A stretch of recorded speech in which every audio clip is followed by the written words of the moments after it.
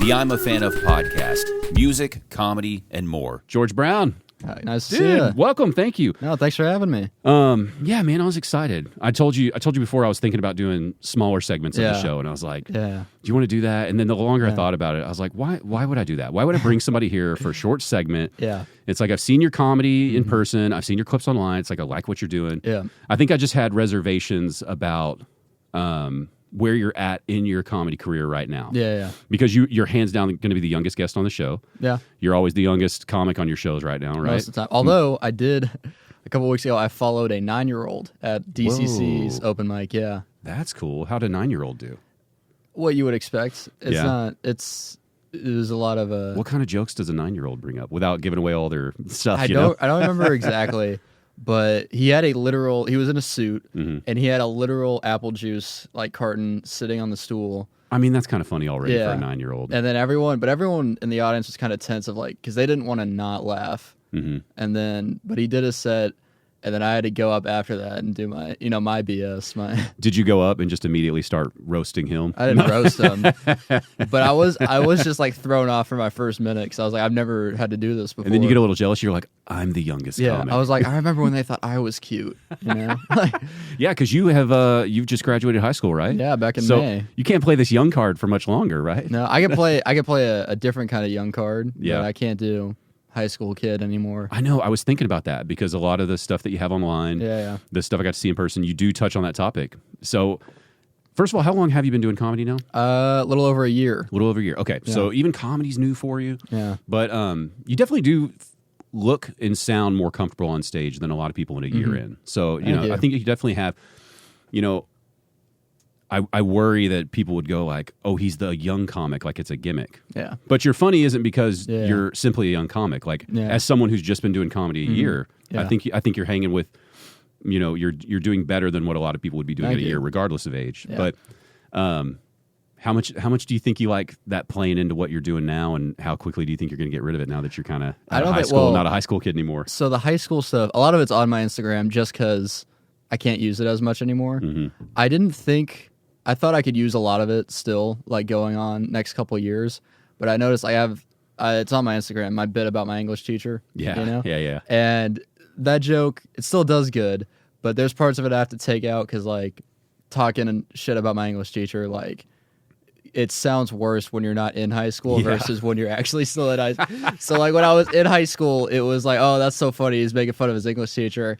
And then I graduated, and it's like, what is this kid's problem? Why is he? You know what it is? Like when I grew up, when I graduated, I grew up in a small town. There was lots of little small town parties and stuff going on. Yeah.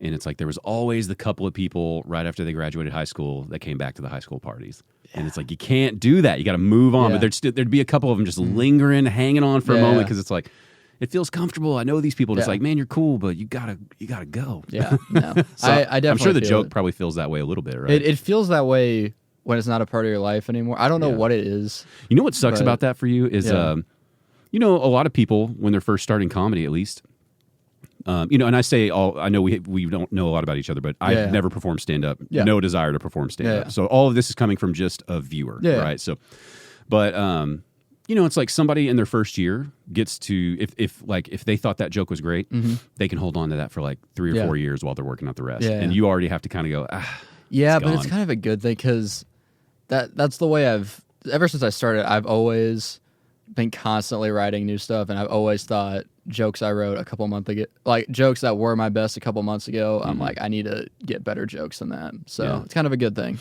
I think you're going to have a lot coming on your plate. I mean, are you going to, have you decided to go to college or anything? Yeah, I'm going to, here in a couple weeks, actually. I'm moving out to Loyola Marymount. It's a smaller school in Los Angeles. Oh, so you're moving away? Yeah, I am, right, unfortunately. Well, I'm glad I got to talk to you now then. Yeah. Maybe that's why fate pushed this on me. It was like, just bring them in. When are you moving? August 20th. So. Oh, well, dude, thanks for making me one of the last stops here. I appreciate that. Of course, thanks for having me. Because you told me, well, before the 15-minute thing, you were like, look, we're going to give it a little bit. And then I was like, I don't have a little bit, but you should have just told me that. I didn't want to be a dick and be like, nah, it's all good. Let me on your podcast. No, I appreciate it. That's exciting, man. What do you that's what I was thinking. Yeah. We don't have to get into like kind of what I messaged you, but it was basically along those lines of like, you're so fresh into it. Yeah. Like, you don't even need to have any restrictions on you right now. It's like, just experiment, go wild, and have fun with your comedy. And because that's what I was thinking. I was like, not only, because I'm assuming if you just graduated, you probably just turned 18 recently, right? Or how old are you? I'm turning 19 next week, actually. So 18, 19 years old, graduating high school, starting college, is like just life, even outside of comedy, it's like life's just up in the air right now. You know what I mean? And it's like, that's such an exciting time. Yeah, it's insane. To even worry about pigeonholing in anything right now, you know? What are you going to study? So I've always wanted to do, it sounds very vague, but some sort of like entertainment business. That's super vague. Yeah, it is super vague. I'm going to do showbiz. Well, I never could pin down exactly what I wanted to do. It had always been something in film, and that's what I'm going to school for there right now. And I will be changing it to a business major my second semester, because I just don't want to go to school for a film degree for 4 years. Yeah, that's probably a good move. But I talked to one of the advisors, and they like have a good program, and he talked me into staying in it for at least a semester. So yeah, I mean, you can do both, right? You don't have to. Yeah, you don't have to only do. I mean, yeah. I would do especially at your age. It's like you could do film first, and then if you decided I need the business degree to go along with that, you could always now just continue on into that. Yeah, you know? I mean, you've got so much time. Does it feel like time's on your side, or do you feel like, shit, I got to get stuff going? I do feel like time's on my side, but not as much as every adult like you tells me. Yeah, every year feels like it's getting too late. I got to hurry. But in reality, it's like every 5 or 10 years that pass, you're like, it was all right. I wasn't in that big of a rush, you know? Yeah. It's crazy to think, like, you know, so there's, so I'm 40, so there's 21 years difference in us, right? Damn. Yeah. And I'm thinking back to when I was 19, and I was like panicking, thinking like, I gotta figure it out. Gotta figure it out. And it's like, it's good to have that pressure, I think, but you really don't have to figure it out that quickly. Yeah. It's like, you should just go do film school, have a plan, right? And then just see what happens with that plan. Yeah. You know, because there's just, who knows? Like, if I'm honest, I have no idea what life's going to look like in a year from now, much less 4 years from now. That's good. I think as long as you're working hard at something, right? Yeah. If you're just sitting on your ass, just like playing video games, smoking weed all day, that's probably not great. Yeah. But if you're doing something that is halfway productive, I think that's the best way to go. Absolutely. Man. What made you want to do film at all? I don't know. Big movie watcher in general? Movie watcher. I was big into like making videos when I was a kid and stuff, and it just had been something that, honestly, before stand-up, it was kind of like, I don't know, like, I don't want to say default answer, because it was still like a dream of mine, but it was like, like I said, it was very vague. It was just like, oh, one day I want to do something in show business. And honestly, since stand-up, it's like, that feels like very just generic day job to me, where like now stand-up's like, that's what I want to direct all my energy towards, if that makes sense. So right now you're thinking, I want to direct all my energy towards stand-up? That I want to direct as much energy as possible to stand-up and kind of just go to college for a backup plan. Yeah. Because like, I don't know. Does any of that make sense? Makes total sense. Okay. Yeah. So I did music originally. Yeah. Love music. Got to play guitar and travel with music. Yeah. And a lot of similarities to early comedy in the sense that like, you're not making any money, you're scraping by. Yeah. You know?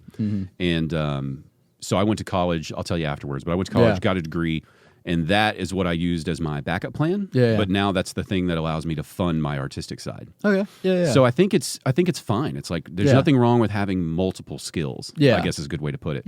You know, and it's like, you're probably not in a crunch right now where it's like, I got to get this business degree. I got to make money. Yeah. Like my family's dependent on me or something. Hopefully, or, you know, hopefully not too soon. That is the truth of like, because there are like comics I'll meet, they'll be like middle-aged people like with families and stuff. Why the fuck do you say it like that? I'm just joking. Like, sorry, you son of a bitch. Not like us two youngsters, you know. No, I know what you mean. Go on though. But like it's like, and they'll talk about like they can like only do comedy so much because they have families to feed and all that. And it's like, it is nice to not worry about any of that. You know? Dude, enjoy it. Like we. My wife and I, it's like we were wilder when we were your age and like well into our 20s and stuff. And people were getting, you know, I'm from a small town. She's from an area where like some people get married younger, have kids, and they all did that. And I am so much happier that we kind of got like our wild streak out in our 20s, like you should, and then kind of settled down more in our 30s. You know what I mean? I think it's healthy for a lot of people that way. And so, dude, like, you know what I think about a lot? That's the one thing I like telling younger people. It's like, now that I have a wife and a kid and we got another one on the way, and it's like, I'm doing more now than I ever did when I had the amount of free time you had. And it's like, I just figured out really good time management. You know, that like, I'm going to direct my energy into these things for a specific amount of time, and then we're moving on to the next thing. And it's like, now I get so much more accomplished. But what was weird is at your age, I thought, I have no time. I have no free time. Yeah. You know what I mean? So that's kind of all I kind of encourage is to maybe recognize, like, you've got a ton of free time. Yeah. And you could pump your energy into a couple different things if you wanted to. And, you know, and you really got to think about, like, I don't know, it's hard. Like, my biggest time waste in my 20s would have just been, you know, like late night bar drinking with friends. But then really, I don't know if that's really a waste, you know? But maybe if I had cut it like in half. Yeah. You know what I'm saying? Just scaled back a little bit, like not tonight, but tomorrow for sure. But yeah, I don't know, because you're also kind of enjoying life and developing, you know, your friendships and stuff. So I don't know. What do you think is your biggest time suck right now? Biggest waste of time. Biggest waste of time. I try to be as productive as I can with my day. That's good. If you count stand-up, I spend a lot of time doing stand-up, but that's not really a time. I don't count that as waste. That's a hobby. That's an artistic endeavor. It's a skill. You know. Yeah. I would say probably, dude. I don't know. Probably, I stay up later than I should, coming home from shows and stuff, watching TV and doing that kind of thing. But I don't think there's a lot wasting time. I don't really think so, because I can't like just sit around during the day.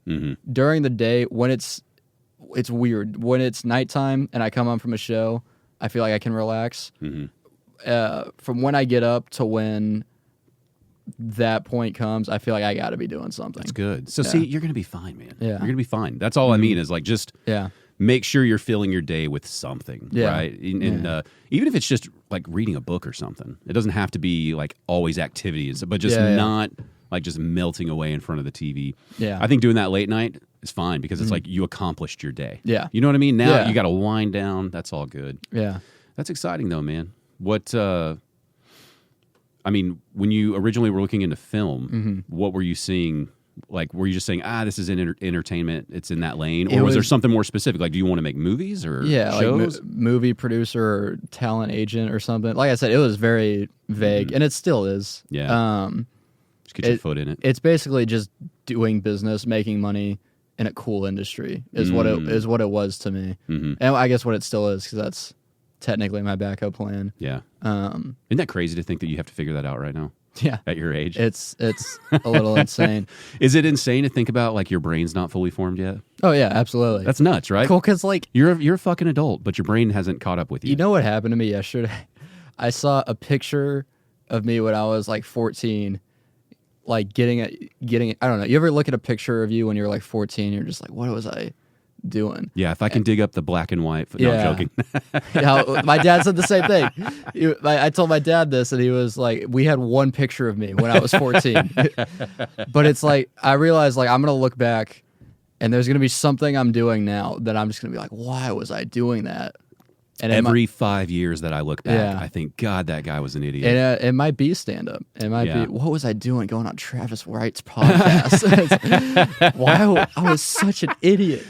What we get to do now is say a lot of things, put them on record. That way, when you try to get like your real career going, this is what they're going to pull up and be like, we can't let you on. I'm sorry. Yeah. I don't know. You know, it's weird. I had a similar thing. Like when I decided to go to school, I originally went to school for audio engineering. Because I thought, I want to work in a studio. You know, I want to record bands. That's what I want to do. Or maybe like start a record label or something, you know. And it was good. You know, it taught me a lot about music. But really, what it taught me the most was that I will never be a great audio engineer recording bands. You know, it's just not me. Yeah. Like, I know just enough that I could record like some demos for you probably. That's I kind of learned. But there's just kind of a vision that those people have, and then they hear things so well. Yeah.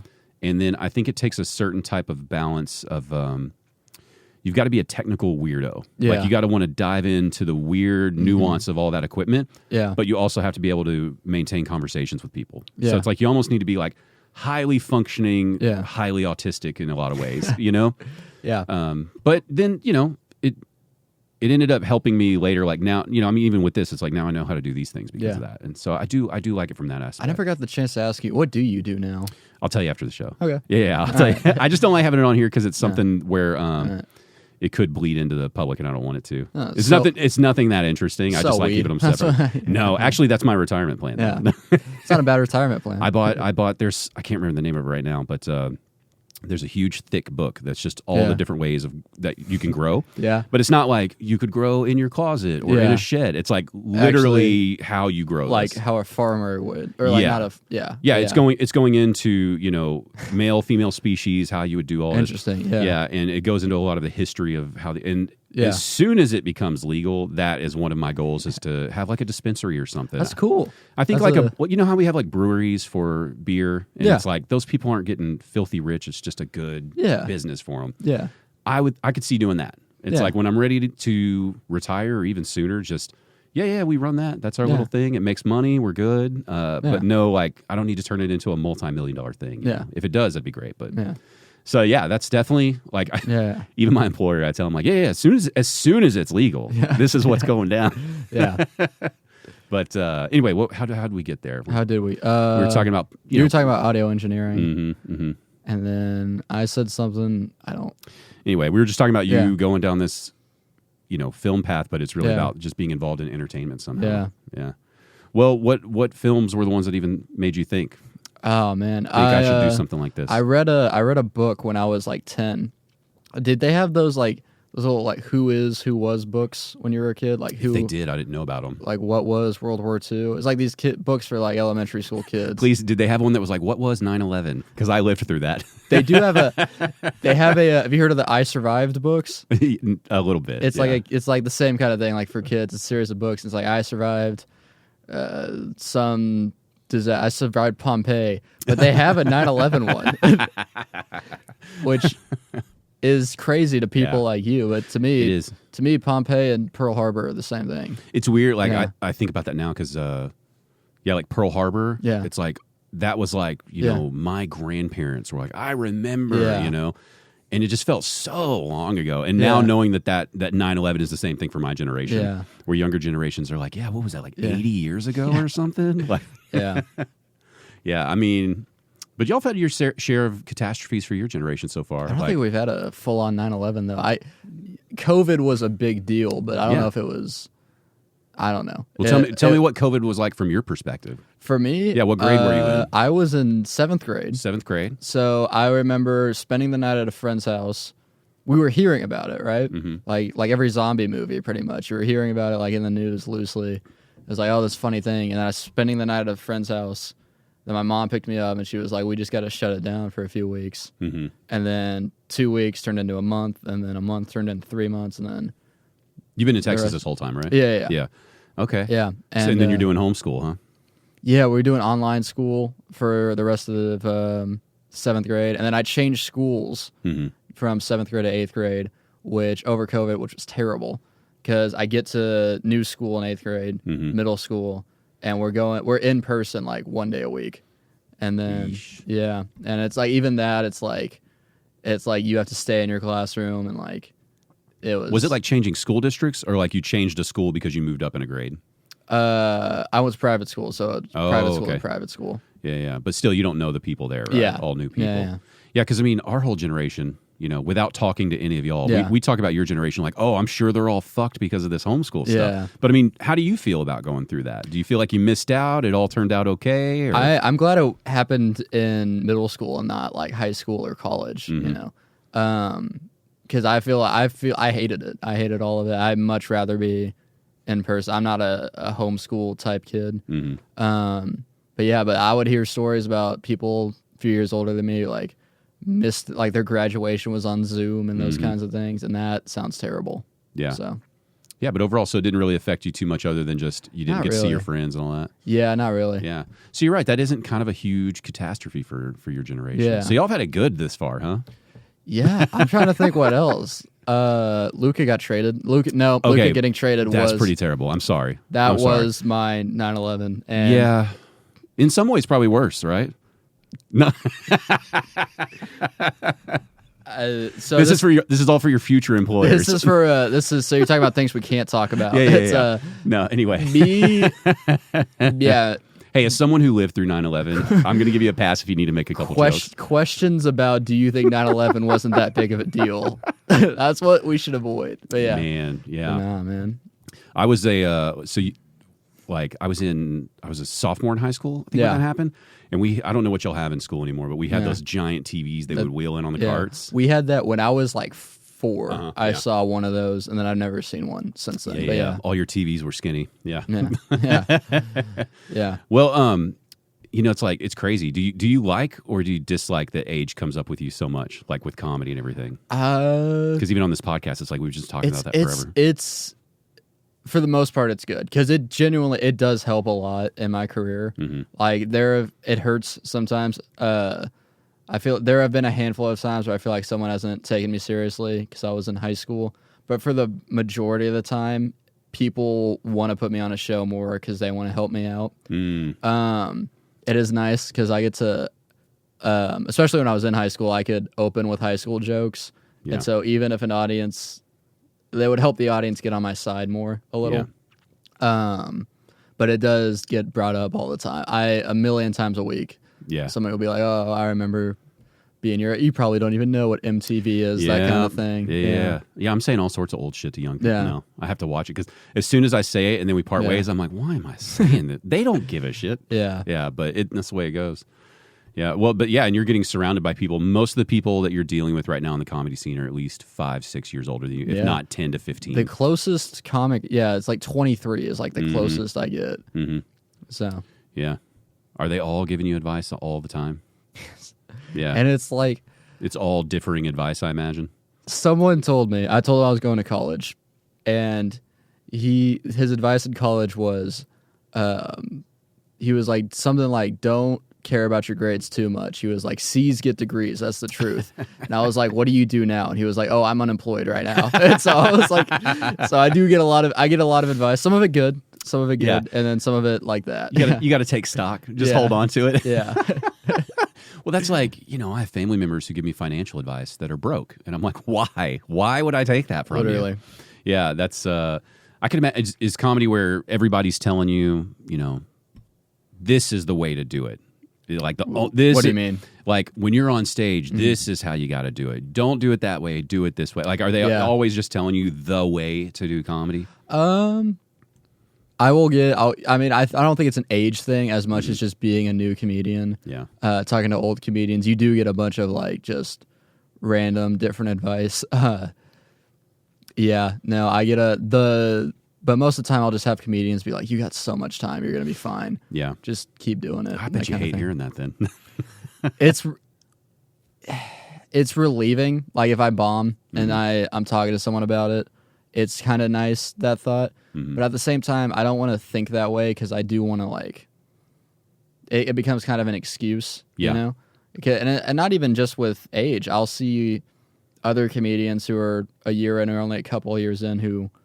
Like, their thought is, I'm supposed to be bad right now, so they don't work on it, and I feel like I can very easily fall into the trap of, like, oh, I'm 18, whatever. Most people don't even start this age, and then not work on it, and then it's a fine line, because it is true, but before you know it, right, you're 19, then you're 20, then you're 21. Absolutely. And it's like, if you lean on that too long, it does pass you by. Yeah. Just like I said, just as somebody from the outside, it's like, now I'm lucky if I go to shows or something. It's like when I saw you at Big Laugh. It's like, now I know a few people. I know Jacob. And so it's like I can have a drink and chat with people and stuff. But I get to have these moments where I'm just a fly on the wall. Yeah. And these comics of all different skill levels are telling me their philosophies on comedy. And they're so wildly different. Yeah. But they're all like 100% sure this is the path. Yeah. And I'm sure I do it too. I mean, I have my philosophies on stand-up. I'm only a year in. Yeah. What do you think some of your stronger philosophies are? I feel like it's very much a writing discipline. I feel like more comics should be writing more than they are. But it's just, I don't know. I could talk about shit like that forever. Go ahead. And, okay. Yeah, we got time. No, I very much am a nerd about like what like structurally makes someone laugh, what how to write a good joke. and I feel like a lot of people like kind of just like based on attitude, or they wait for something to come to them material wise instead of sitting down and actually writing. You know, so like you're probing yourself constantly for ideas, or just like trying to make sure I write every day, trying to kind of figure out that kind of crack the code to a joke. I don't do politics. I don't do current event stuff. I don't like it when people do crowd work and like in a kind of an attacking way, if that makes sense. Even though I did it to that one guy at the show you were at, at Big Laugh. But that guy was unique. But there's a type he was getting it from multiple comics. There's a type of a comic that gets on stage and is like, they want the audience to know they're cool, you know. And I'm trying to get on stage and make them laugh, and if anything, make them feel that they're superior to me. Yeah, you know, it's a good plan. Yeah, because I mean, to me, how many comics can you think of that are just cool?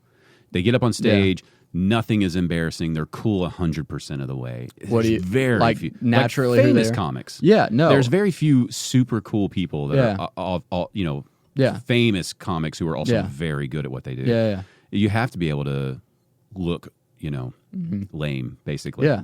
Yeah. I think that's a good. How does your writing process go? You say, I think I need to focus on writing. It's like you decide, okay, I'm going to write for a little bit today. So I usually have a bit I'm working on. Right now I'm working on jokes about college. I got like moving to Los Angeles. I have live in Benbrook, kind of rural area, and I'll have people all the time just be like, Los Angeles, I wouldn't go there. And like, which I feel is kind of a dickhead thing to say to someone who's moving states and going to college. Already made the decision. Yeah.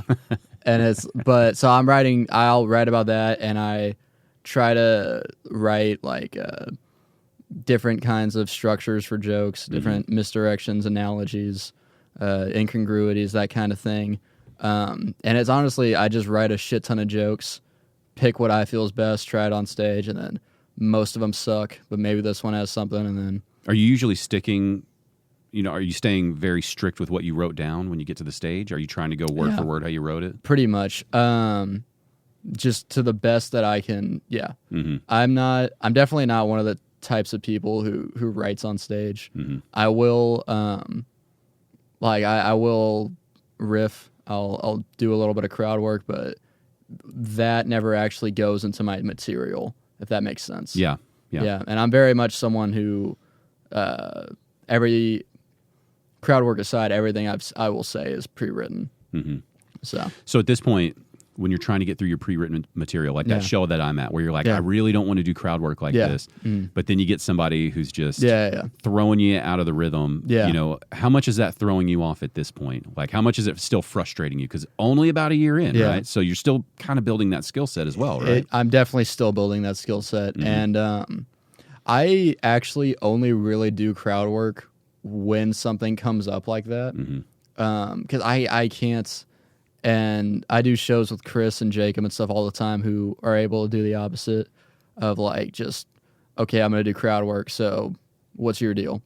And I do that a little bit, but for the most part, I am just, like, when I get on stage, my thought process, I'm going to maybe riff on the last comic, say something about the room, but if not, I'm just going to go, how are y'all? And then I'm going to go into my jokes.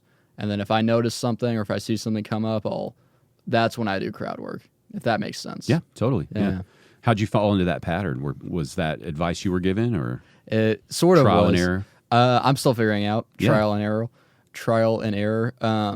Also, just being on stage more, you start to like, I don't know, I start to get more comfortable with it, and so I'll think of something funny if something comes up. But there was a show at Big Laugh a couple months ago. It was a late Friday show. It was a small crowd, and I was the first comic to go up, and I just ate shit. I don't know if we're allowed to. Yeah, you can. On it. Ate shit and like dead silent. There was a group over to the side, wasn't even looking at the stage. They were just all on their phones, and it was just a generic bomb. And then when I think it was Brady Matthews, who I don't know if you've met before. I don't believe so. No. He's a Comedy Store regular. moved over here to take care of his dad, so he's in the area for a little bit.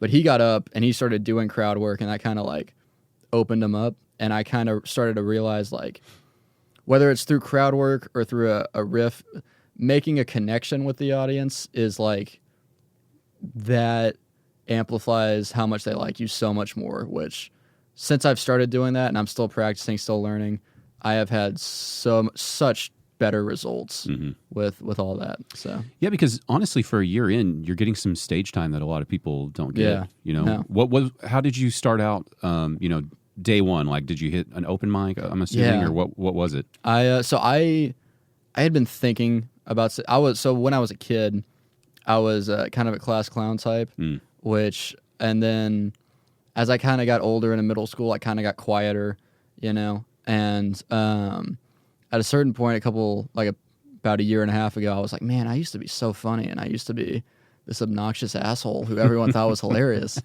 And so I started writing jokes, and I was thinking about stand-up, and I was watching a lot more stand-up, and I eventually just went and I watched a couple open mics at some bars in Fort Worth. And what were the open mics? It was an open mic at Red Goose Cantina, which doesn't exist anymore, and then it was Southside Cellar, hosted by Ian Mack. And I watched those, and I was like, okay, I could do this. I could try this. And they were letting you into these bar mics? Yeah, Southside Cellar. I was going with my dad for those. Okay. And also Southside Cellar doesn't care. I did a show at Southside, and my 14-year-old sister came. It was like so it's like an open to all kind of place. Yeah, it's not like a 21 and up bar. Yeah, it's not like a dive bar, like an actual. Gotcha. But so I went to an open mic at Southside Cellar, and I tried it, and I got laughs, and it was just the greatest feeling on the planet. And I was just like, I want more of this, and so I kept doing it. And how did you go from mics to shows so quickly? There's a lot of people a year in that are still relegated to the open mics. Just doing as much mics as possible. I feel the shows at Big Laugh definitely help. So I got kind of lucky. Chris saw me at an open mic when I was a couple months in. He started putting me on Whiskey Wednesdays, and then Brandon saw me and he started booking me on shows, and now I'm kind of a regular there. And then but honestly, it's just, I don't know, the harder you work, the luckier you seem to be, that kind of thing. So I just try to go to as many mics as I can, get to know as many people as I can. And like I said, a lot of people want to put me on just because I'm young. They want to help out, so that definitely does help. Yeah. Do you feel like I'm going to ride that train until it's dead? Like, if that's how they're going to put you on the show, like, hey, we need a token young guy. You're like, I'm your man. I don't think it's just because I'm young. Yeah. But if it's a marketing tool right now, use it, right? Yeah. Absolutely. As long as I can. Yeah. Anything to get on. I'm just picturing you at 30, and you're like, me, the young guy. Yeah. Yeah. Do y'all need a baby-faced comic to put on your show still? It's all about those fucking English teachers, am I right? You just transfer from high school English teachers to college English teachers. Yeah. Oh my gosh. Yeah. That's awesome, man. That's really an incredible feat in a year to be doing shows like this. No, it's great. It's a great feeling. I love doing it. It's all I think about. It's amazing. This is why by now it's like it was very polarizing having Brandon from Big Laugh on the show. It's like there's a lot of people who've gained from him, and there's a lot of people who feel like they haven't, obviously. And that's like we won't obviously get in the details of. I don't know the details, first of all, but I don't. It's none of my business, details right? either. But it's like that aside, it's like that's what's good about having another venue over there in Fort Worth. Yeah. Right? It's like I like Hyenas Fort Worth, but they have their own version of how they want to run that place. Yeah. Of who gets on what shows and what stages, and it's like that's fine if they want to run it however they want to run it. But having someone else whose philosophy might vary a little bit, it's like now you're opening the door to other comics, you know. And it's like I don't know how much, I don't know how much Hyenas Fort Worth is fostering like newer comics at this level yet. Yeah, you know. I think the way I see it, because I do Hyenas too, and I do Big Laugh. Hyenas is very old school in that you go to the open mic every week, and then after time, you get put on like a show. Like I got put on like. Are they doing an open mic over there in Fort Worth at Hyenas? They are. Okay. They don't advertise it. Okay. So they are. It's after the 325 show on Thursdays, and they're very very old school. Like you go to the open mic, and you keep showing up. They start to know your name a little bit. They put you on like a showcase show or something. Then maybe get on 325. Maybe you start hosting a weekend. That kind of thing. Big Laugh is very, because they have showcase shows going on all the time. It's very much like they're putting all kinds of different comics on stage all the time. Yeah. Which I think comes from the fact that Big Laugh has showcase shows 7 days a week, whereas Hyenas is very old school and traditional in that sense of where they only have shows like Thursday through Saturday or Sunday. And I'm not saying either one's better. I'm just saying that's what it is. Just different styles of running their business. Yeah. And, Hyenas has been the big dog over there for a long time. So what they're doing clearly works for them, because they've been there for a long time. Definitely does, yeah. But yeah, I mean, I like the idea of healthy competition over there. Yeah. I don't want either place to go away, Yeah. but I want both places to do well and the comics that are there to do well and blah, blah, blah. But yeah, it's like there were people that I haven't even met just for interviewing who were like, dropping messages, some hate mail for me. It's like, Jesus, get over it. I can't speak to. I can only really speak to someone who's been a comic at a show at Big Laugh and then produced a show at Big Laugh. Yeah, and I have no idea what the employee situation's like. I have no idea about any of that. Well, it's none of your business, right? I mean, why would you know about that? You're up there to tell jokes. Yeah. No, and I'm not even asking you to. I don't know why I brought that up, but just because you're working there. But yeah, I mean, what I will say is, for all the people that have said negative things, it's like I've run into just as many people that say positive things, and are like, I've had good experiences there. It's like, well, that sounds like just kind of normal life, where some people love it, some people don't, you know. It's like I can only imagine some of the people who just really don't like me because I did something to them in the past, and it's like I'm a totally different person than that now. I remember I was talking to Jacob, Jacob Marshall. Yeah. We were talking one night, and he said, by the way, congratulations, you're a comedian now. And I was like, what does that mean? He goes, last night I heard somebody go, I fucking hate George Brown. I mean, isn't that true though? It is. And it's nice when you look at it that way. Yeah. Yeah. I was talking to Lawrence Rosales, who I got to film a comedy special for. And when we first released it, he's not the kind of guy who wants to watch numbers. He's just avoiding it, and I'm checking it, twice a day. And he's like, how's it doing? And I was like, well, nobody's talking shit yet. And that kind of concerns me. It's like, we need a couple of hate comments to have the legitimacy. Because really that's what it is. It's like, that's when it's reached a lot of people, is when there's people on there who hate it. And it's like, okay, it's getting out there finally. Yeah. But yeah, that's wild. It's wild to think how competitive it gets here locally between the comics. That people have really like vitriol rage. Crazy. Yeah. And with a lot of it, this comic between comic beef, a lot of it that I've heard about is just so petty. Yeah. And it's ridiculous. Isn't it crazy that you're the young guy fresh out of high school? You should be the one having all the petty nonsense, not the people who've been sitting ridiculous. there. Yeah, it's super cliquish. And like sitting where I'm at, you get multiple clicks kind of share. Like the amount of people who have been, there's like, I've had guests on here that other people really dislike, and then it's like you'll bump into them, they're like, I can't believe you had them on. Yeah. And I'm like, yeah, well, I like them. I was like, I saw their set, I liked it. Yeah, but they did this and that. I was like, yeah, that's between y'all. I don't give a shit about that. It's just, is it funny? Well, it's also because they get real. Stand-up's a very, what's the right word? It's a very kind of ego-driven thing. Yeah. And I don't even say that in a bad way. Like, I get it too. Like, you're the one up there talking.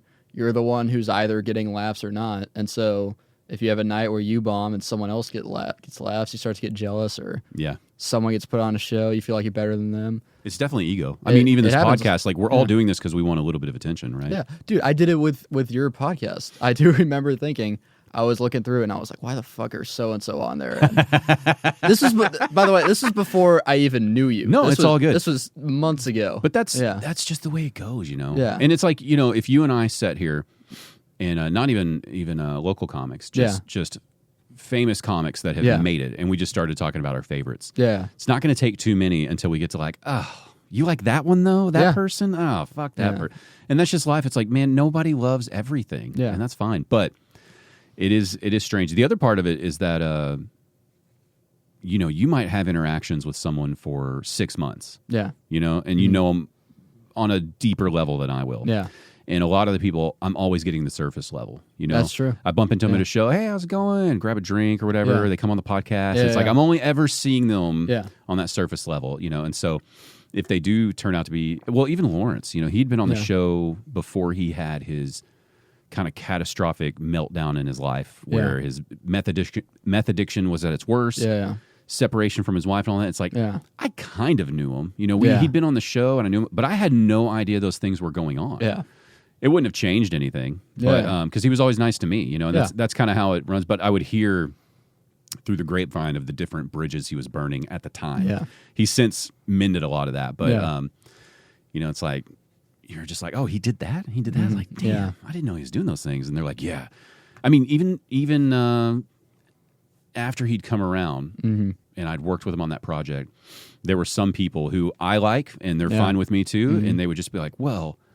Be careful, man. That guy's got like an anger problem and stuff. I was like, yeah, he talked about it in his comedy special, his anger problem. I watched the edit of that repeatedly. Yeah. I know, I'm very aware of his anger issues. Yeah.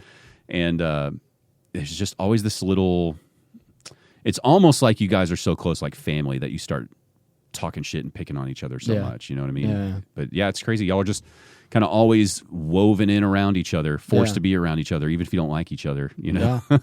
Yeah. Yeah, it's interesting. So, how do you think you're going to approach comedy when you move? Like, do you know anybody out there yet? I do. I loosely know some people. There have been some people who have come through who I've met, and I've told them I'm going out to LA and lose connections. I visited about a year ago. I did some open mics, and I got hit up for some like bringer shows when I get out there. Do you know anybody out there? I mean, even outside of comedy? Loosely, I know like parents, coworkers, things like that.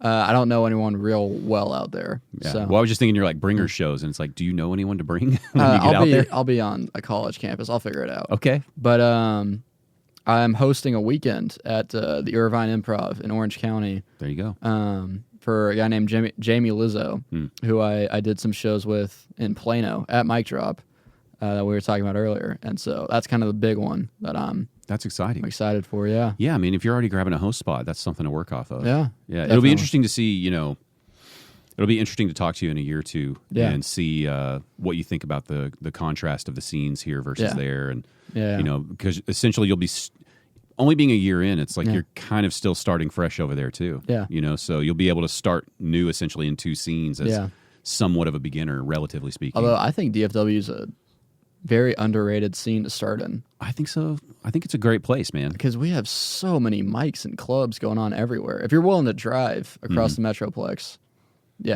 That's why I can't stand, online, for instance, like in that Facebook group, that local Facebook group. Sometimes the amount of bitching about like things are unfair, no opportunities or stuff. It's like, man, there's so many spots out there. It's like, what are you doing? Kind of what we were talking about earlier. It's like when you think you're busy and you're not busy, it's like, go hit up 3 or 4 of those this week. Absolutely, yeah.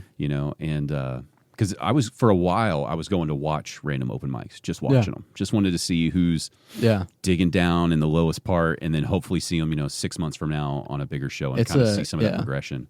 It is an interesting thing to see, to watch an open mic, because you do get very wide variety of people. You get people who are just don't care and are just showing up. You get people who are brand new, clearly working. Sometimes you'll get people who have been doing it a few years and are good and just happen to stop by an open mic. Sometimes you'll get straight up homeless people. It's just, it's an interesting thing to watch. What are some of your favorite open mics around here? Favorite open mics in DFW? I'm going to take club mics out of it. Yeah, no club mics. Just the random open mics. I like Southside Cellar a lot. I'm partial to it. That was the first place I started. They got just a nice environment there. Matt, the bartender there, is cool about me being under 21, coming there. I went to Will Call in Dallas last week. That's down in Deep Elm, right? Yeah, that's a great mic. They got a cool. So have you been there before? Been to Will Call, but I haven't been to that open mic. Who runs the open mic? Atharva runs it. Okay. So it's like a restaurant, but they have like a side room, Mm-hmm. and it's kind of a cool little room. It's got a stage. Acoustics are good. There was a couple actual audience members in there, which is great for a non-club open mic. So yeah. I remember when I first started to go watch them. Yeah. It's like I'd just be sitting there watching it, and then whoever's hosting it would come around and just be like, did you like forget to fucking sign up or something? Like they were frustrated like I didn't sign up. And I was like, no, I'm just watching. They're like, oh, really? And I was like, yeah, I'm just checking it out. And they're like, oh, okay. Yeah, it's a nice thing. And I'm sure, this is at like some bar or something? This, I'm trying to think the last time that happened. I do remember the first time it happened was, have you met Gretchen Young yet? I've heard the name. I have not met her. She's a comic, but she's always producing a lot of shows too. But she used to run a mic at this place called Rawson Hall here in Dallas. Yeah. And that's how it was. And but she always had pretty good open mics going. She's always been doing some kind of show, something going on all the time. She's always been kind of a hustler at it. But at the time that bar I don't think that mic was going very well, just because I don't think the locals in that little area at the bar really cared for it. Like it just didn't catch on, Yeah. And but a lot of comics were going there, and a lot of good ones were going. But I always had this dream too that like I'm going to get a group of comedy lovers like myself who will load up in like a bus, and just like 30 of us just randomly drop in on open mics and just kind of blow your mind as the open mic. I appreciate people like you who take an interest in comedians like me. And well, honestly, I like it because. Did you play sports or anything growing up? Yeah, I played football in high school, basketball in middle school, that kind of thing. Yeah. So it's like even just football and basketball, right? Yeah. It's like from the time you started playing them to now, like at the professional level, the game's changed so rapidly. Yeah. You know what I mean? It's like players now play so differently than what they did even 5-10 years ago. Yeah. And that's how I feel about comedy in general, but also our local scene. Yeah. Maybe you can speak to it, but to my view, it seems like there's this weird mesh of people who are like we have veterans who have done nothing. We have veterans who have done something, right? Yeah. And then we have a ton of people in the middle. Yeah. And then we have newcomers every year. I think we have newcomers every month. There you go. Yeah, exactly. And so there's just this constant flux of people. Yeah. And it's like there's a lot of people I could go talk to that are about a year in. But like I said, I feel like you look and sound comfortable on stage. It's like, I know you're a beginner, but that's not lack of like I can tell you're working on your skill. Yeah. The only thing you have right now is just lack of experience, and there's no way to fast forward that, right? Somewhat. You got to go through it. The quote, what I heard someone say once was, because like comics look at it in years. It's like, so and so's 5 years in, so and so's 15 years in. Mm-hmm. And I heard someone say it's not the years, it's the hours you put into it, which obviously someone who's been doing it 20 years is going to have more hours than me. But that's 100% how I look at it. Maybe, but what if over that 20 years they're doing, one show a month? Yeah. Exactly. When the career that I'm in now, when I started, the first thing I did, I got like 3 or 4 jobs. It's a career where you can do that. And so rather than working 40 hours a week, I'm trying to work 80 hours a week. Yeah. And I just wanted to make extra money. That's really all it was. Yeah. And, but that's what happened. It's like when I kind of hit the 5-year mark, it's like, really, I felt like, I feel like I'm more like a 8, 9, 10-year worker, because the hours put in were just so, these other people who are working just their regular 40 or even less. Yeah. It's like I'm putting my hands on so much more of this work than you are every single day. Yeah. So I 100% believe that. It's the year's a nice little goalpost, but and that's what I meant by those veterans. There's some who have done something, right? And then there's some people who are like, I've been doing stand-up around here for 15 years, and it's like, I've never even seen you host a show like at a club or anything, Yeah. And but what I was getting to is I think it's this weird point where these veterans, they're thinking about how the business used to run. Yeah. And a lot of the ways it used to run still works just fine. Yeah. But there's all these new elements, right? And a lot of these elements, they didn't even exist when they Social started comedy. media. Yeah. But for you, it's existed your whole life. Yeah. So there is a lot of, it's like you got to have that fresh take on someone coming in like this who's actually taking it seriously anyway. To see, if I just talk to people who've been doing it 10, 15 years, I'm kind of being really short-sighted. And, we're all going to just get in this little bubble about like, this is the way you do it, Junior. Okay. Yeah. And now I think a lot of them that stick to those formulas are having a hard time accepting that people your age are coming in swift, you know, that y'all know how to, you know, y'all know how to manipulate social media and do these things because you've been doing it, right? Yeah. And it's a learning curve for everybody, but this is not a new thing. It's not something that you're like holding out on. It's like the amount of veteran comics I've seen where it's like, I'm not doing that. It's like, well, it's going to leave you behind. It's the only way you can be a touring headliner. I mean, if you're a regular at the Comedy Store or if you're already famous, you don't necessarily need it. If you're getting put on the Tonight Show and stuff, but for someone in DFW, but like, even that's now, how Ralph blew up with social media. Even now, though, if you're getting on the Tonight Show, can you tell me the last 5 comics you've watched on the Tonight Show? No, but you know, it's just, and that's what I mean. It's like, that would still be incredible. Like anybody who did that, I'd be like, wow, that's awesome. But even that's not what it used to be. Yeah. It's social media. And then like, if Joe Rogan likes you, puts you on his podcast, that kind of thing. But even your generation, genuinely, yeah, you're in comedy, so you probably listen to some Joe Rogan. Yeah. But how many of your peers actually care about that podcast? They care about it in that, actually, so I'm not a huge podcast. I listen to comedy podcasts a lot because I like talking comedy, that kind of thing. But in general, I'm not a huge podcast guy. So maybe they do, but most of the time it's just clips they see. Right. TikTok, that kind of thing. Right. So, you know, even that, it's like, I like doing this podcast. I like listening to podcasts. Yeah. But even this, to assume that this type of media is going to stay as popular as it is forever, it's like, that would be kind of foolish to just say like, oh yeah, like 20 years, this will definitely still be it. Yeah. It all changes so quickly. So I do think it's good to talk to somebody a year in who takes it seriously. You know what I mean? Where you're not like, you know, I'm just trying to make friends out there. Like you're not doing that. I can tell by watching, you know, your set that like you are taking it seriously as a comic. Oh, thank you. So I think there's something to learn. You know, it's like you're going to pick up a lot from the veterans, but there's also some tips and tricks they're going to be able to pick up from you because you're looking at it from. If anything, you're looking at it with eyes that aren't jaded and cynical yet. You know what I mean? I still have hope in my eyes. Yeah, I mean, so many of them, it's like, you know, I was talking to a lot of the people I'm dealing with now, which I like to deal with, are people who are about 10 years in locally. Yeah. And, you know, have you done anything 10 years in your life yet? Isn't that crazy to think about? Is there anything you've committed to for 10 years? There is not. Because it would have been since I was 8. Yeah.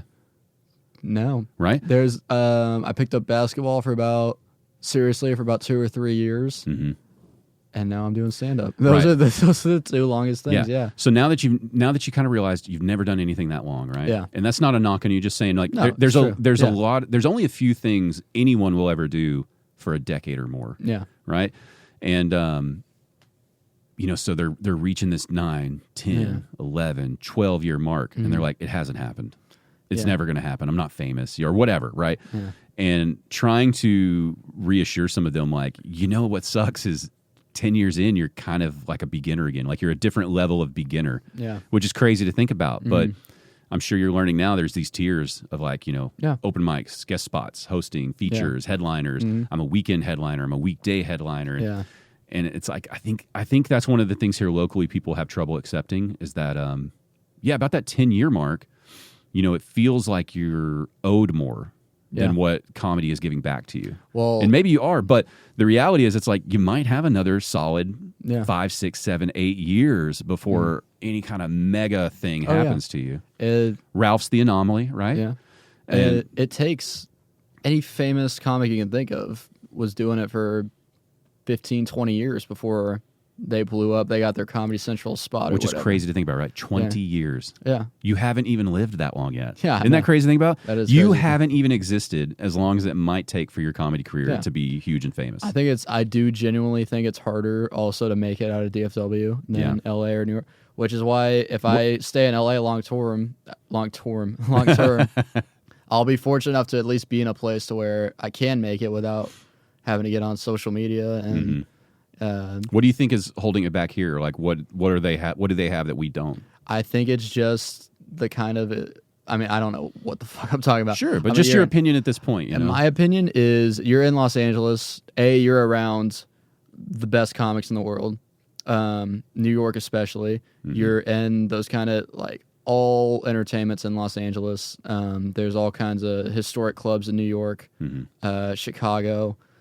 Austin a little bit. They got Kill Tony and Mothership, so you can. But that's still a new. Yeah. Even though they're well established there, that's still like the scene is still trying to understand like what is this whole thing. But like in LA, you can become a regular at the Comedy Store. There's no equivalent to that in DFW. At DFW, somebody said, and it's depressing, but it's kind of true.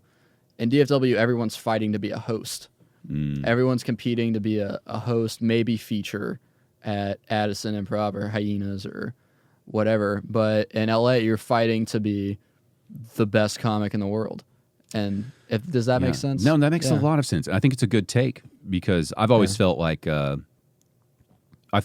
East Coast comics, are just some of the most incredible. Oh, New York.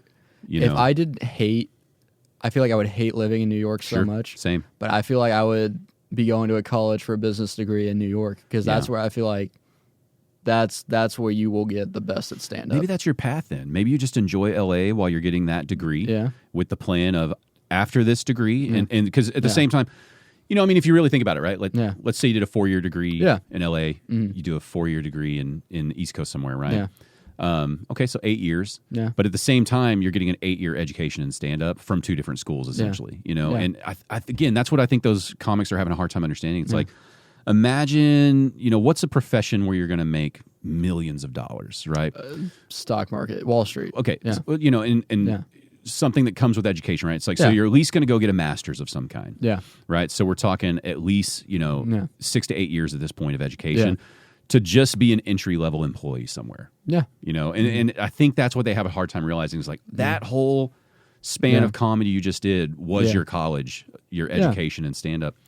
And now, and then think like, okay, how long is it going to take a person like me to go from entry-level to like CEO of this company? Yeah. That could be... It takes you 20 years minimum. Yeah. That could be a long time. So now I feel like if you put that kind of framework on your artistic endeavors, it's like, hey, man, just keep grinding at it. It's going to take a while. Well, I try not to look at it. I'm only a year in. I've said that multiple times.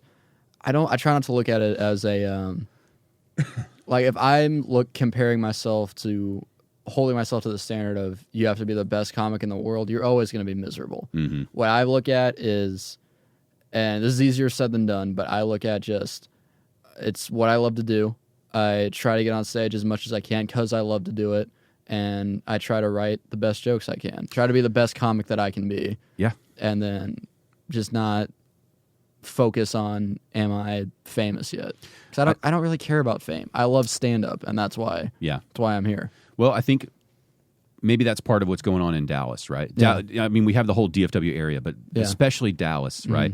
It's like we have the old saying here, keep Dallas plastic, because it's a bunch of fake people. And I love Dallas, so I'm not shitting on it. I hate that, which is why I'm moving to Los Angeles instead. But what I mean though is like compare that to like your East Coast, right? Yeah. Where it's like there are a lot of people in a place like New York who are doing something, not even comedy, but it's like I love whatever this hobby is because I love it. Yeah. I don't give a shit if there's a dime that ever comes with it. Yeah. Whereas a lot of our motivation in North Texas is like we want to achieve those things. Yeah. Right. There's a lot of people here who want to be rich people and so maybe it's just something that's kind of woven into our little local fabric that where it's harder to just do things just to do them, But I do think that's going to be exciting for you, man. Yeah. That's what I think is kind of incredible about that East Coast is there's so many killers that you could just accidentally be next to somebody who's so much better than you, and you're going to get a quick education on something real fast. Yeah. I would just hate living in New York so much. Yeah. Man, when I just think about I don't mind the tight living, but I don't like. I've realized I don't think I want to live in one of these old cities where the rats and the bugs.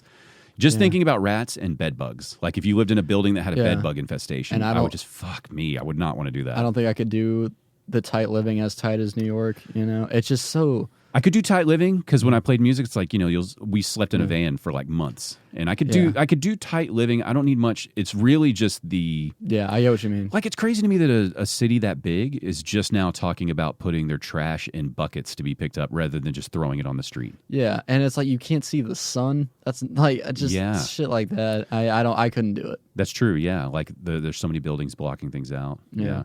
I mean, it's definitely a city where if you have more money, it's probably incredible. Yeah. And I don't know. LA though, I mean, that's going to have its own faults. Oh yeah, 100%. Because like at least New York, right? When you're crammed in, at least you can get places. It's like L.A. You're still going to have to rely on a car. Yeah, you know? But I got a lot to figure out. You taking a car with you? I am not. So you can there's like a rent a car program you can have to check one out for the afternoon or whatever. Okay. So we're gonna figure all that out when I get out there. Oh, so. that's exciting, man. Yeah. What are you most looking forward to? Probably stand up. Just being outside of stand up. It can't be your whole life. Outside of stand up. I know. I want it to be, but it can't be. Just being in college, dude. The campus there is beautiful. LA, there's just so much to do. It's not too far from the beach. You know, just being on a college campus, getting to hang out. Yeah. I'm excited for just all of it. What do you think is the worst thing what are you not looking forward to? That I'm just gonna have to deal with this. It's all I'm gonna be happy, but I'm gonna have to deal with this. There is one thing I'll probably have to tell you about off the air, but Okay. I don't know. There's definitely a culture shift a little bit. You know, Texas and LA, two very different parts, even though the same country, two very different parts of the world. Yeah. So. Both places scrutinized in so many different ways by people who've never lived there. Yeah, right. I'm like, literally, I will have Texans, like I told you earlier, like I'm telling them I'm going to college in Los Angeles, and they're like, oh, I wouldn't do that. Like it's a haunted house in a horror movie or something. But it's like they haven't even been there before. Right. Yeah. Yeah. I mean, there's definitely the time I've spent in California. Yeah. It's like every other city. You know, like when I was in these bands traveling around, I was one of those people, like I grew up in a small town. Yeah. I had that chip on my shoulder, like, oh, if I leave this town, everything's going to change. You know, this town's holding me back, right? And then, you know, doing that much traveling, I think, you know, most people mature and you realize, like, every place has got roughly the same people there. Yeah. You know, it's roughly the same stuff. There's going to be a nice part of town, a shitty part of town. There's going to be a more conservative part, a more liberal part. Literally. We're all buying the same T-shirts and we're all going to the same fast food places. It's all the same shit. You go to LA and yes, there are plastic surgery people wearing black leather and weird shit on Sunset. You're walking by, but we just have a different version of plastic surgery here in Dallas. Yeah, it's but just also, a different. but a lot of people you just meet are just regular ass people who are, no. That's always why I felt like, you know, when people bring up the like politics about the popular vote versus like the electoral college. And people always scream that these, you know, well, California is going to decide everything, or New York will decide everything. Yeah. And I've never bought that because it's like, you know, I think an area like California probably has a ton of conservative people who just feel like their vote doesn't matter. It has the most conservatives in the country are in California. There you go. Yeah. And so they just feel like, well, we're going to get steamrolled, you know, and then there's a ton of liberals in Texas who feel the same way. And I feel like so all of that would just be a wash. And it's like one vote would be one vote. And all these people, you know, to say like that whole state, it's just a bunch of liberal, blah, blah, blah, blah, blah. It's not even that. It's me telling someone, like I have talked to people who I tell them I'm going to Los Angeles and I can tell they don't like California, but they're not dicks about it. They're just be like, oh, congrats. What are you majoring in? But it's just the people who I tell them I'm going to school somewhere. Like I'm moving states for the first time in my life, and they got to go, oh, are you gonna be trans? Like what? Like shit like that. And it's like that kind of thing. Oh, I wouldn't go to Los Angeles. It's like, so you're trans now? Oh, okay. Okay. Right. That's why you're moving. Oh, okay. So what are you studying? Anti-freedom? You know? What do you know? That's like in 2016.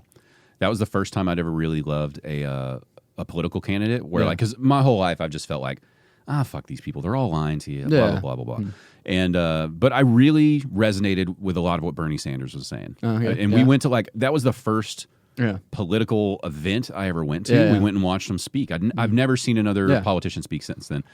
And I was talking to somebody about him, and they were like, "You think you're going to vote for Bernie Sanders?" And I was like, "Yeah." And they were like, "Do you just hate America, dude?" It's just like, but I don't, they couldn't imagine that there might be a little nuance that I like some things about him, but I don't like anyone 100%. And like, you know, first of all, well, it's a little different now because things are very heated. But like, not hating someone because of their political opinion and being that kind of person is one thing. But I don't even bring up politics and it's like something I'm already. Yeah, you're just saying I'm moving. Yeah, well, I'm already kind of nervous about it. I mean, how could I not be moving to a new state? And they just gotta, Well, and one thing that's going to be on your side is even though online people love to shit on Texas. Yeah. In my experience, the country and the world overall, as long as you're friendly, people love Texans. Yeah. You know what I mean? You end up being a little bit of a novelty. Maybe not in LA, especially in the comedy scene, because there's going to be lots of transplants all over. Yeah. But I mean, the wildest thing for me, like when I was traveling around, is people, they weren't fucking with me. I thought they were fucking with me at first, but they genuinely thought we all have like ranches and horses and cowboy. You were like wearing cowboy hats everywhere, and it's like I was like, I don't even own a pair of boots. Like I wear a lot of flip flops, and it was interesting. The culture shock was going both ways. It's like we're over here going like, all it is trans bedtime stories for children, and they think we're just down here on horses shooting as many people as we can. So I visited LA about a year ago, and I was in an Uber talking to the guy, and told him I was from Texas, and he was like, "Oh, you're from Texas?" He was like, "Can I ask you a question?" And he was like, "Do people own guns out there?" And I was like, "Oh yeah, like several." And he was blown away, and he was like, "Okay, let me ask you this: if a cop pulled you over and you had a gun in your passenger seat with the receipt, would he be mad?" I was like, you could have a entire like just stock of weapons and he would not. With the receipt is such a that right there tells you how different it is. It is. Like we would never think about receipt. Yeah. What? Receipt? What? If you saw someone with their gun and a receipt, you'd be like, what is this weirdo? Dude, I always think of this story. I was in a parking garage a couple of years ago, and I walked by a guy who had an AR-15 slung on his shoulder. I didn't even bat an eye because I just knew there was probably some convention or something. I have genuinely thought a few times, right? Yeah. I never thought about the guns as much, and it's like, so like when I went to high school, it's like you still had, I was in a small town, you literally had people driving tractors to school sometimes because they're doing work in the morning. Yeah. And a bunch of kids would have guns in their car in the high school parking lot, right? Yeah. And then we were the generation where like Columbine happened. Yeah. And so that kicked off all that, and rules changed, of course.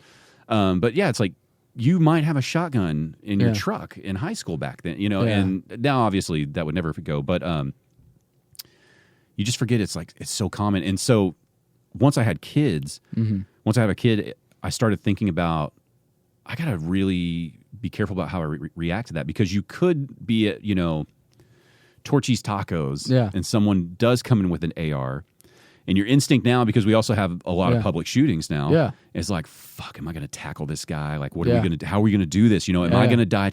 And then you actually got to go, wait. This might just be someone exercising that legal right that they have here. And then you would now get in trouble. Like, we're in a state where you could potentially run and tackle someone open carrying, and then you could get an assault charge because they weren't doing anything wrong. It's a crazy issue. And I don't disagree with that. It's like, hey, it's whatever. But I just thought, I was like, oh yeah, I can't. Yeah. Because your instinct would be like, oh my God, someone's coming in with a gun. We got to do whatever we can do to stop this person. And it's like, whoa, wait. That's we're in Texas. This could be totally legal. You want to know something crazy? Kind of unrelated, but you want to see a young person's perspective on the world. And my history, this is going to make you feel old. In my history class, we had a assignment about Bill Clinton, and we watched this documentary about Bill Clinton.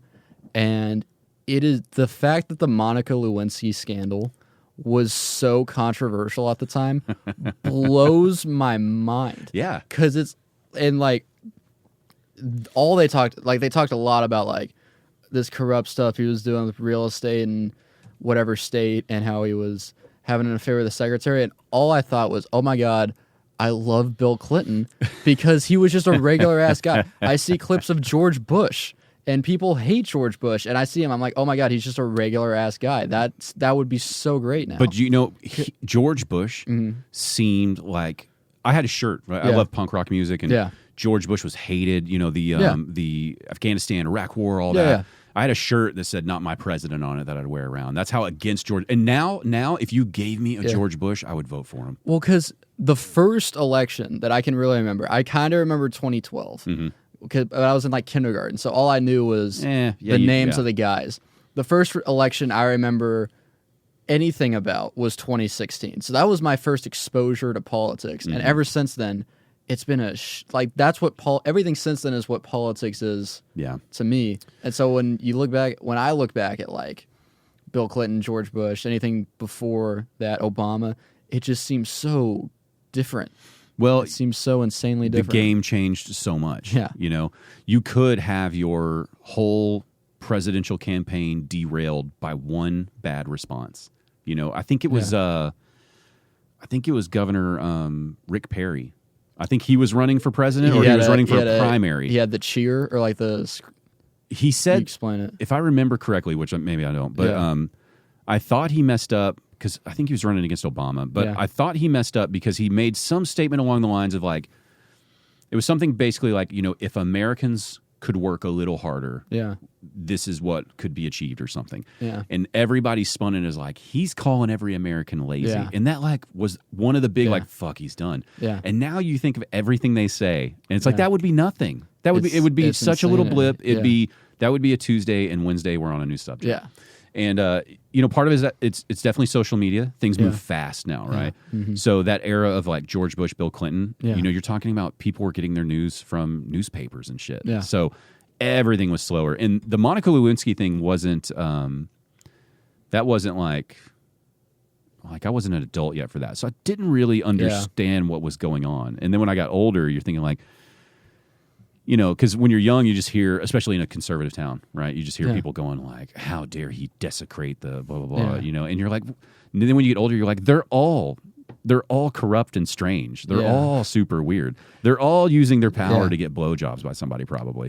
And worse, we're finding out, but much worse, I want to be vague about it because I don't want to. Yeah, of course. But I mean, that's what it is. Now you can't lie as easily as you could. Yeah. Now, but so what's crazier is they're just saying it. Yeah. It's like, no, I'm not going to lie. I'm better off, you know?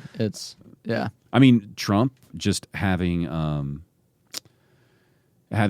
children under different wives and stuff like that would have 100% excluded you from any presidential possibility. Yeah. You know, as stupid as it is, like, it doesn't matter. Yeah. Half the country has, you know, divorces and families are all blended and mixed. It doesn't matter. And, okay, I don't want to talk too much politics, but the one thing I will say, the fact that Bill Clinton was the biggest scandal ever, Monica Lewinsky, and now we might have a president on the Epstein list. Is fucking, that's insane to me. It is insane. What's going to be more insane for you, right, is like you're going to fast forward 21 years and you're going to be my age, and this is going to look tame most likely. Like you're going to be thinking about like, oh, I remember when it was just, you know, like just Donald Trump and Hillary and Kamala, and it was easier, you know. Because the way it's going to be strange in 20 years, we can't even imagine. Now Joe Rogan's the president. It turns out he's a Satan worshiper. Well, I mean, my son is 5. We're about to have a new little girl. Yeah. And, you know, realistically, if like AI and robots go the way it's like, they're going to have trans, all this. It won't even be a discussion anymore. It's going to be something totally different. We can't imagine. Yeah. And they are going to be looking at us like, because I'm a more liberal person, and every year I'm not losing my liberal views. It's just liberal or progressive, whatever you call it, is shifted. Yeah, and you just slowly become more conservative. Yeah, and so it's like, you know, genuinely, I'm going to be called like, I'm going to be prejudiced against AI robot technology. You know, because we're going to be forming real relationships with them. What's the saying? It's like if you're not Democrat when you're young and Republican when you're old or something. Yeah, it's basically like when you're young, you're Democrat. When you're old, you're Republican. And there's all these little funny. Yeah. But it's kind of true, you know? It is true. But I'm telling you, it's like I didn't change. Yeah. I didn't start shifting conservative. Yeah. It's just like my generation, it was the hot topics were stores that are now closed. No, the discussions were mixed relationships, different races. Really? Yeah. There was a Cheerios commercial where there was a mixed couple, and people were like, I'm never fucking buying Cheerios ever again, because it was like that's insane to me. Yeah. Yeah, but that was my lifetime, right? And people having discussions of like, you know, I'm not saying, you know, black people and white people being together is wrong, but like they should think of what their children are going to have to go through, because people are going to be judging them. They would say statements like that, like, you would be a bad person, you know, if you were a black woman, white man, getting together, having a kid, that because racism exists, your child is going to suffer, and you're a bad person for having a child and putting them. That's crazy. That was a real discussion, and those people who would have those discussions in my life, they're still alive, and now they don't even flinch at that stuff, right? But they would, like, their commercials would come out, movies would come out, you know. The other thing was just gay people in general. So it's like if there was a show where there was like a lesbian kiss or a male gay man, it was like, oh my God, they're pushing the boundaries, you know? And I mean, shows could get canceled for even considering that, right? And you know, gay marriage, you know, it's like, so I saw all this. We were in support of all this. Like, man, like gay people marry, we don't give a shit, you know? And we were considered like extreme liberals for wanting, And then now, because, you know, everything just keeps shifting. It's like, that's like, gay rights is almost a conservative thing now. That is kind of a interesting way to put it. The goalpost just moves. When you're young, you're liberal and your views don't change. It's just the world progresses more, if that makes sense. That's interesting. Yeah, because, you know, now it's like, it's all rooted in people wanting to be nice to each other, right? Like whatever the liberal progressive thing is, unless you're an insane person. But the average middle of the road person who just wants to be more progressive, they're probably pretty good people that just want a lovely, nice world to live in. Yeah. And then, like everything, the extremes take it a little too far. Yeah. Because that's like, I'll show you, for example. I'm cringing about to say the word I'm about to say. Okay. Right? Because I'm going to say it just to show the differences. Like, so we would always use the word fag, right? Yeah. I remember in like 2005, probably. Yeah. 2005. Because I graduated high school 2003, so it would have been shortly after that. Yeah. We were going to these concerts. I love this punk rock music, and punk rock music was like, there's lots of liberal people talking about, like, we're pushing the boundaries, right? Yeah. So I considered myself even then, like, coming from this small town, like, I'm not like them, man. I'm different. You know? I'm progressive, liberal, whatever, blah, blah, blah. And the bass player of this one punk rock band wrote an article, because social media wasn't a huge thing yet. We're reading a magazine about how, like, hey, you know, if we're in punk rock music, if we're inclusive, if we're going to be inclusive of people, we got to stop using that word. Mm-hmm. You know, we're all using it to joke around, but like there's members of this community that are that, and like we're always blah blah blah. And this was like in 2005, you know, and people, I remember reading that going like, and that was like blowing my mind, like, whoa, he's right. It's crazy, you know, and so it's like, you know, that has always been a thing. There's always people wanting to do the right thing, right? But then it shifts faster than you do, and then before you know it, it shifts so far you're just not going to understand it. You know, it's going to take a while. Like, you got nothing to worry about for a long time. No, I'm young and cool and liberal right now.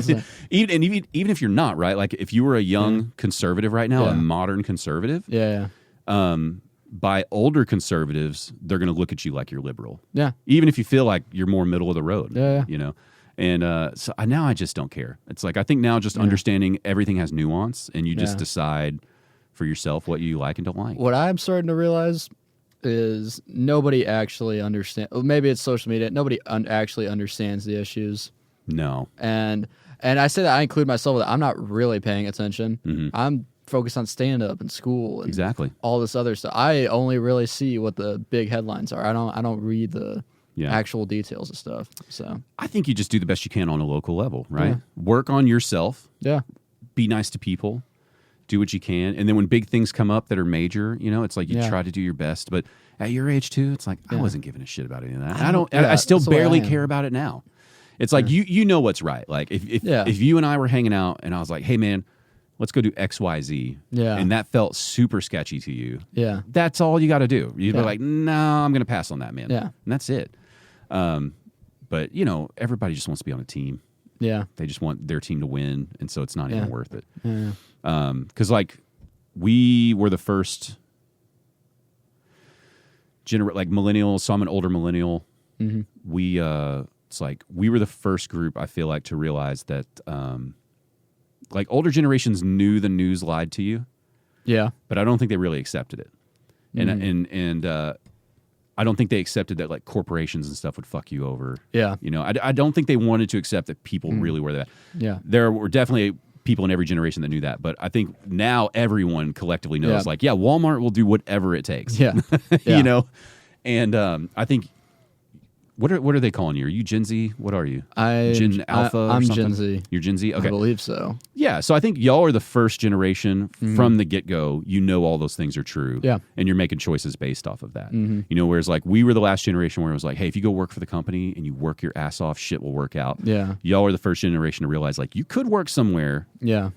Well, actually, you're probably never going to work anywhere for 20 years. You're Yeah. probably always going to change jobs every couple of years because those companies don't take care of you, period. And y'all are kind of the first ones to prioritize yourselves over the company, which is probably better in a lot of ways. Yeah. You know, and so it'll be interesting. Yeah. It'll be interesting to see what the next generation makes you feel like. Yeah. But Yeah. it's all good, man. I can't, every year since I would say I was like 21, I felt like life's just gotten better. That's good. I'm definitely not one of those people who feels like the world's getting worse all the That's time. my goal. My goal, like high school, college, people say it's the best years of your life. It's like, no, I want 86 to be the best year of my life. Dude, you're going to enjoy this run, Yeah. and then you're going to go right on to the next big thing that's what fun. That's what I hope. I think just people that don't do enough stuff are the only ones living in the past like Yeah. that. Like the thought of going back to like high school years Yeah, right now, I'm no. like, no way. I graduated 2 months ago. I don't want to go back to high school. I was like, Well, how wild does that feel to know like you just graduated? I mean, That's crazy. You know what? That's what you've done the longest in your life right now is school. That's true. That's what you've done for the That- longest. that's what it 12 is. years. You've done 12 years. That and breathe. Yeah. Yeah. Those are the two longest things I've done. How's it feel though, like when you're actually done? It's weird because it's like, I don't know. It's exciting and nerve wracking at the same time. So like I told you earlier, I have no idea what shit's gonna look like 2 months from now, a year from now, 4 years from now. Yeah. And it feels like this is kind of like and this probably isn't true, but it feels like these next few years are like kind of like the deciding factor in what your life shapes out to be. I mean, yes and no. Yeah. Yeah, I mean, you're not. No, they're not going to shape everything. Yeah. But they definitely shape things, Yeah. you know, definitely a lot, depending on what you choose. Which is exciting and terrifying. But that's kind of just all of life, too. Like Yeah. the rest of your life will be like that. That's Yeah. kind of the crazy part is Yeah, but when school, high school, you know, middle school, you have a framework. Yeah. I come here, I do these, Yeah. and now you have freedom. Yeah. You know? It's crazy. Yeah. Your senior year, was it setting in that I'm about to be done? Like when did it hit you that real life's happening soon? Very recently, because like that's a very good and deep question. Not for most of senior year, because most of senior year I was playing football and going to parties and doing stand up and just doing shit all the time. And my thought was, where am I going to go to college? And then now I know where I'm going to go to college, and it's really kind of now because it's like I'm about to actually, because even a month or 2 months ago it was like, oh yeah, at some point I'm going to be in college doing that, and it's more of a kind of like down the road how you envision. Does this yourself. just feel like another summer vacation that you've had? This feels like the best summer vacation. Okay. The past 2 weeks, because my job, I was working in a warehouse they do like cap and gown stuff for graduations, That's weird.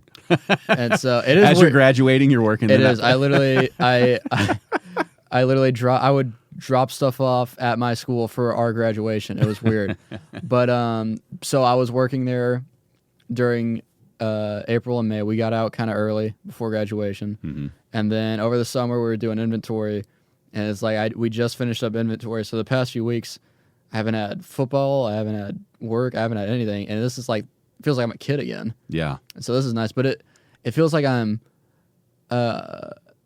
you know, the part of a roller coaster where you're slowly going up each week till I move out to college. Feels like I'm just getting closer and closer to the top until I see what's next. Yeah. That's going to be exciting, man. Yeah. Yeah, those are like anybody who would tell you otherwise that it's not going to be one of the best parts. Yeah. You know, they probably just didn't do what they wanted to do. But Yeah. any time you're getting uncomfortable Yeah. where it's not causing damage to you, it's just like, oh my God, what's going to happen? You Yeah. know, that's the exciting part of life. It's just doing new shit, you know. Yeah. This is just going to be another version of you going to that first open mic. Yeah. That's You a know, good way to put it. Right? And it's like, that was great, right? Yeah. This is probably going to be pretty great too. Yeah.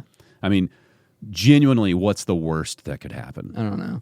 It's not that bad. Yeah. The worst is you get out there, you know, you turn trans. No, I'm just joking. Yeah. You get out there, you lose all your money somehow. You know, you hate the school, you hate the people you're around, and you come back to Texas. Yeah. It's like, okay, well, that's the worst. Yeah. You know, that's doable. You know, Very so much I think it's going to be incredibly exciting, man. This is going to look like this is going to look like a long time ago real fast.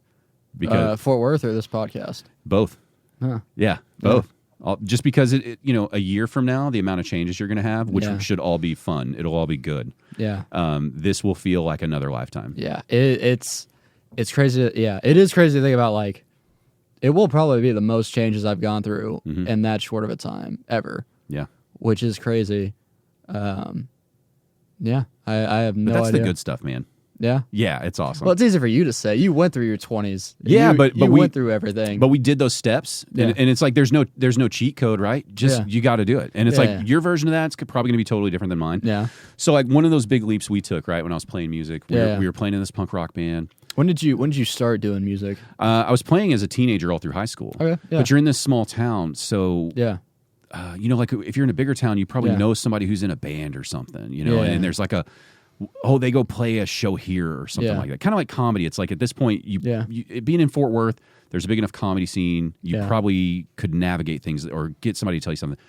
Where we were, there was nothing. Yeah. And so we were literally like, we would just play like in the living room of our house or something like that. And then we found a little town over that had kind of a music venue, but it really sucked. And it was just, we thought it was incredible. Looking back, it's like, that was awful. Yeah. But that was like a place where like some high school kids would go hang out just because there's nowhere to go. Yeah. It wasn't that they were actually checking out music. So your friends, your family, they're all telling you like, oh, this is great. You're doing great. You're doing great. And then you hit, like 18, 19. Yeah. And you're like, how do I even know if I'm good or not? Yeah. Everybody tells me this, this is, you're doing fine. But, what do strangers think? Yeah. How do I even, so we figured out how to start playing venues like down here in Deep Ellum or over in Fort Worth, and we found little different music venues. But it was the kind of same thing. Like we had friends coming to shows. Yeah. And it just felt like, I don't even know if I'm good. I don't even know how to evaluate if I'm good or not. Like, can I play guitar? Can I sing? Can I do this stuff? I don't know. And so it was at 19 or 20, I guess, we decided, fuck it. The only way to find this out is we need to leave. We need to play shows. Now, what's crazy to me now, it felt totally normal back then. But what's crazy to me now is like there was no like smartphone. So there was no like GPS or anything for us to like get town to town. We were like printing off directions on maps from one venue to another. That's insane to me. Yeah. So literally we have like a flip sheet. And if like you miss an exit, you got to like backtrack and figure out how to get over there and shit. There were like these books called Mapscos. Yeah. I think. It's even been that long, I'm forgetting. Where if you would buy one for like an area and you can flip through there and find your way. Yeah. But we would stop into like a coffee shop and I had like a special little USB thing I could plug in to give me cellular access so I could get on the internet because places didn't have like a bunch of free Wi-Fi yet. Yeah. And it was crazy. So we thought like, this is the only way to tell if we're any good. Yeah. If we book a tour, we go to towns, bars where no one's ever heard of us and see if we can fucking make it, And absolutely terrifying. We bought a $200 van from a friend. It was broken down in a field. They were like, if you get it out of the field, $200 you can have it. Yeah. And it turned out to be like an easy fix. One of our friends knew how to. Yeah. It was like it needed a battery and an alternator or something. They fixed it. But so we're driving across country in a $200 van, and it's falling apart on every little trip. But it was like, man, it was the best time. Yeah. It was incredible, and the amount you learned about yourself was just. I mean, there was nothing like it. Yeah. And what we found out was a lot of people did like us. Yeah. But we had probably more work ethic and hustle than talent. Yeah. So we did a lot just off of being really hard workers. Yeah. Were we that good? Probably not. And then as most bands go, it's like it just gets to a point you think you're amping stuff up. We're getting better now because we weren't really that good, but we were getting better because now we're playing all the time. Yeah, we're getting better. Just like you, you're getting up on stages. You suck, but you're getting better. Just like you're not that good, but you're working on it. Yeah, it's like but you know what I mean? I know what you mean. 6 months ago, you probably felt like. I don't know. And each time you're getting on stage, you're feeling better and better. Yeah. One show probably knocks you back a little bit, but not as far as it was, and then you keep going. It is weird looking at a set you did 3 months ago and thinking, God, I was terrible. That's where we were at. Yeah. So like literally it was like a summer where we decided to do that. Yeah. And coming back from that felt like my eyes had opened up just so much bigger to like the reality of just kind of music and what it takes and all that. Yeah. And then we played together for a while. We did it another summer where we went back on the road straight for like 4 months. Yeah. And the band just fell apart because bands, sometimes they just do that. But it was, I mean, that changed my whole view on how, okay, if I apply that hustle, that energy to anything, you know, because it wasn't that we were so good that it was working. It was that we were working so hard that we were overcoming our lack of talent, you know, and then slowly getting better. But if we had kept the band together, we probably would have had like a good 2-3 year run with like some real middle of the road success where like if you were in music, you probably would hear about us. Yeah. But if you were somebody, you know, it wouldn't be a household name by any means. And but it was incredible. And a bunch of that has been applied to everything else, you know. Yeah. So yeah, man, everything that's in front of you right now, that's all the good stuff. Yeah. It's going to be really fun. Yeah, I'm excited. Yeah, yeah. What do you think's your first move when you get out there? What do you want to do other than get like settled in? I mean, I'm gonna say stand up. You're gonna hate that. Well, where are you gonna go first? You got lots of choices out there. I'm gonna hit up some mics. I don't know yet. I think I'm gonna reach out to smaller clubs, start working that because I mean I want to check out Laugh Factory and Comedy Store and all that. Reach out to some people here in DFW who have connections, see if they can set me up with anything, but. Just feel out stand-up, try to get booked, check out the beach, feel out college, meet people. All kinds of shit. Yeah. It's exciting, dude. I'm excited for you, man. Like I said, I'm probably not going to see you for a long time after this. Yeah. And the next time I see you, you're going to be a little different. Yeah. Which will be great. Yeah, a little bit. I'll be a woman now. We established that. It's Georgia now. Oh, Georgia's a great name, though. Yeah. That's a beautiful name. Yeah. Yeah, well, I could, you know, hey, if you come back as Georgia, that's great. Yeah. Well, that's the other thing, right? Like, we were talking about how things just change. Yeah. It's like, as the trans thing happens, it's like I have relatives who are extremely more progressive than I am. Yeah. And you would think I'm running around with like a MAGA hat every day, the way they talk to me about some of these views. Yeah. And it's like, in my career, it's like I've worked with multiple trans people, people that have transitioned during. Yeah. And then like the music that I love, like the punk rock music I love, there's been bands that I love where like one of them, the lead singer transitioned. Even if you're not like, even if you think it's weird, there's no reason to be a dick to them. Right. Like, and that's what I was kind of saying. I was like, hey, there's some nuances of this issue that, you know, I feel like we should discuss. But like I've actually in a daily capacity worked with someone and we have had zero issues and there never will be an issue. Because it never it never comes up even if you're not trained. I was never when I met you in the parking lot, my first thought was, what does your dick look like, you know? And there's no reason I would start a conversation like that with you if you were trans. Ever. And it's like, man, I give everyone that same initial respect. Yeah. It's like even like old people, it's like, you know how they're like, respect your elderly. It's like, well, hold on. Yeah. I'm going to give them general respect, but some people are assholes their whole life. Yeah. And it's the same way. It's like, I'm probably going to be more concerned with, are you a jerk rather than are you trans? Because I really just don't care. Yeah. I've got so many things I need to worry about. I'm not worried about you. Yeah. I'm not interested. So, yeah. But I'm excited for you changing over to Georgia. That'll be nice. Yeah. Think of all the new material you have. It'll be great. Yeah. It'll be great. Yeah. Well, what else blows your mind about this chapter that you're starting or ending? It's really just the unknown. It's like, it's like, cause it's a lot of people graduate high school. A lot of kids I went to school with graduate high school. They go to TCU with like 3 other kids they know. Yeah. And it's just like such a new place and it's terrifying, but exciting, you know? Do you have a real tight clique here locally of friends from school? Not a super duper tight one. Not really, no. Yeah. Yeah. I have friends, you know. I'm cool with people, but we're not the Goonies, you know. Yeah. I'm not I'm ready to experience something new, you know. Yeah. But yeah. That happened with my friends. Yeah. It's like they were good friends. Yeah. And but it had that natural separation. Yeah. And, you know, it's like they could call me right now. Yeah. There's a handful of those people where if I hadn't spoke to them in even 20 years, and they're like, dude, I had a flat. I don't have any money. Yeah. Can you drive to San Antonio and give me a hand? And I'd be like, yeah, man, you're going to have to give me like a day to sort this out, but I'll be there. Yeah. You know, and I'd have to tell my wife and she'd be like, okay, yeah.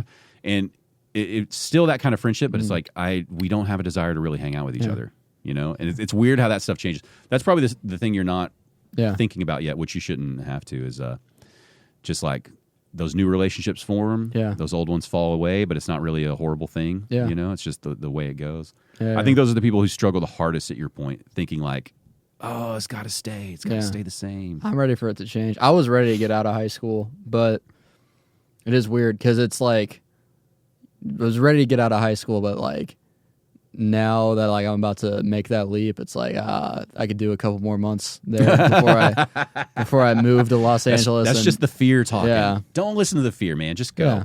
Just go. That's what keeps it. Well, you won't do that anyway. The fact that you went up on stage and did an open mic means that you already know how to deal with that hesitation. Yeah. You know, because that really is that open mic probably taught you a lot more than you realized about just kind of taking that next step, no matter what it is. Because how was that for you?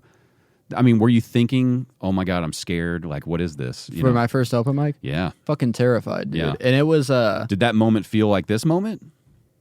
no. Well, No? this moment's different because it's like it's more of a gradual thing. I don't know. You're thinking big picture, whereas like at an open mic, you're thinking like, "Oh my God, 5 minutes, 2 minutes, 3 minutes, I'm about to go up." It's a surreal experience because you don't know what it's like to be behind a microphone in a stand-up situation. Like, so it's like I might have a show that I'm nervous about tomorrow, right? But I've done my material before. I know what it's like to do a show I'm nervous about. But it's like all you've seen is someone else do stand-up. You've never walked behind and pulled that microphone out and started talking. And so I was terrified for it. I rehearsed my set a bazillion times. Also, when I started stand-up, I didn't want anyone to know about it at all. Football was going on and like school was starting. I would stay out at open mics till like 11 o'clock at night, get home like 11:30, wake up at 4 a.m. for football, and then do that and not tell anyone about it for the first few minutes. Because I was so like, I don't know, embarrassed, scared, whatever. So yeah, it was, but getting through that first 4 months is like, now stand-up's all I want to do, and I'm so glad that I did it. Yeah. You know? I was that way with this podcast. I didn't even want to tell family members or anything, but like my wife's the only one I knew. Because even though I was saying all that about like, oh, you got to do this, you got to do that, it's like there still was that like, man, I don't know if it really sucks and they all know that I failed at this. Well, stand-up's different because my worst nightmare, and it has actually happened a couple of times, is people I know coming to see me and then me bombing. That's the worst, and that was the worst nightmare in my head. And every time, it's only happened once or twice, but when it does happen, it's like, this is terrible. Yeah. It's terrible. Well, you were talking about how this seems real gradual. Yeah. It's like, I'll be curious if that next moment is like stepping on the plane or something, you know? Probably. That's when it'll finally become real. Each week it becomes more and more real. Yeah. So. Yeah. Yeah. Just don't have the meltdown and stay here. Don't freak out and decide you're going to stay. You gotta go. That would happen. But. Yeah. Well, I do want to know a little bit more about the love for film school, though. Yeah. Like what are some of the films you're really into? Like, what's some of the stuff that you like? I was a big Chris Nolan fan growing up. So back to what we were talking about an hour ago, I read it was a little Who Was book. They're like little biographies for kids. And I read one about Steven Spielberg when I was like 10. And I just kept reading it over and over again because there was just something magical about his story and like just Hollywood making movies that seemed so cool to me. And I thought I wanted to be a director. But I am not a technical person, kind of like what you were talking about with the audio engineer stuff. It's like I'm not someone who wants to sit. I personally don't want to sit in front of a screen and watch the same clip over and over again to get the color right or whatever. Yeah. And so over time I realized I was like, directing is not really for me. And that's when I was like, and I do think I have kind of a business personality, you know? And so that's where my vague dream of show business came up. Yeah. So you think you want to be more on the business side of it? Yeah, I do. Right now, God, dude, right now I have no idea. Yeah. You think I have no I have no idea what life's gonna look like. I have no idea. where I'm going to end up job wise, because it's like I want to work in entertainment, but if I can do something with stand up, that'd be cool. But if I just need to get a day job so I can focus on stand up, if I 3 years from now I'm like, I don't like stand up as much and I'm not doing stand up, I have no idea. I think business is the direction, but I have no idea where this destination is. And I know that's a bad answer to give you as a podcast. It's an honest answer. Yeah. It's an honest answer, which, I mean, that's all I look for. I mean, who would have it totally figured out? Yeah. What I will say is when I've seen people that I really admire in a, like film, music, stand-up even, I love people that, it's like you definitely got to focus on the business. Yeah. But I love people that think, this is a bad business decision, but I really want to do it this way. Yeah. And, like one of my favorite people would be Jack White from the White Stripes, musician. Oh, yeah. Okay, yeah. If you ever have time. No, I've heard a lot of White Stripes. Love them. If you read up on kind of his journey and like Third Man Records, and, he was doing things at the time. Yeah. White Stripes would have been when I was in high school. Yeah. And at the time there was like a lot of really great music, but it was getting like grunge was kind of fading. Music was getting very produced again. Yeah. And it all sounded good. But they came back with this lo-fi rock blues thing. Didn't even have a bass player, so it was very different. And everybody would be saying, like, oh, you can't have a band without a bass player, or like, oh, it looks really gimmicky, or oh, you're playing this kind of older style music. People don't like that stuff. And then it just took off. And he always had this knack for kind of filtering out the noise and just going, well, what do I like? What do I want to do? Yeah. And his record store was kind of the same way. Like he's one of the people who has almost single-handedly brought back vinyl records. Yeah. And everybody at the time in the age of CDs and streaming would have been like, this is stupid. You're wasting money. And he probably was wasting money for a while. Yeah. But now it's come back full force. And it's like those creative decisions, that might be what helps you in the business, whatever you get into, is that you have a balance of that creative and that business to go like, I should do it this way, but also I know creatively this is going to kill. This is going to be really great, Yeah. So it'll be fun, man. Yeah. Right now, if you thought like, here's definitely what I want to do. What do you think that is for you at this moment? Knowing it's probably going to change. What do you think it is? Without question, tour comedy clubs, selling out weekends. I'm in the film spot.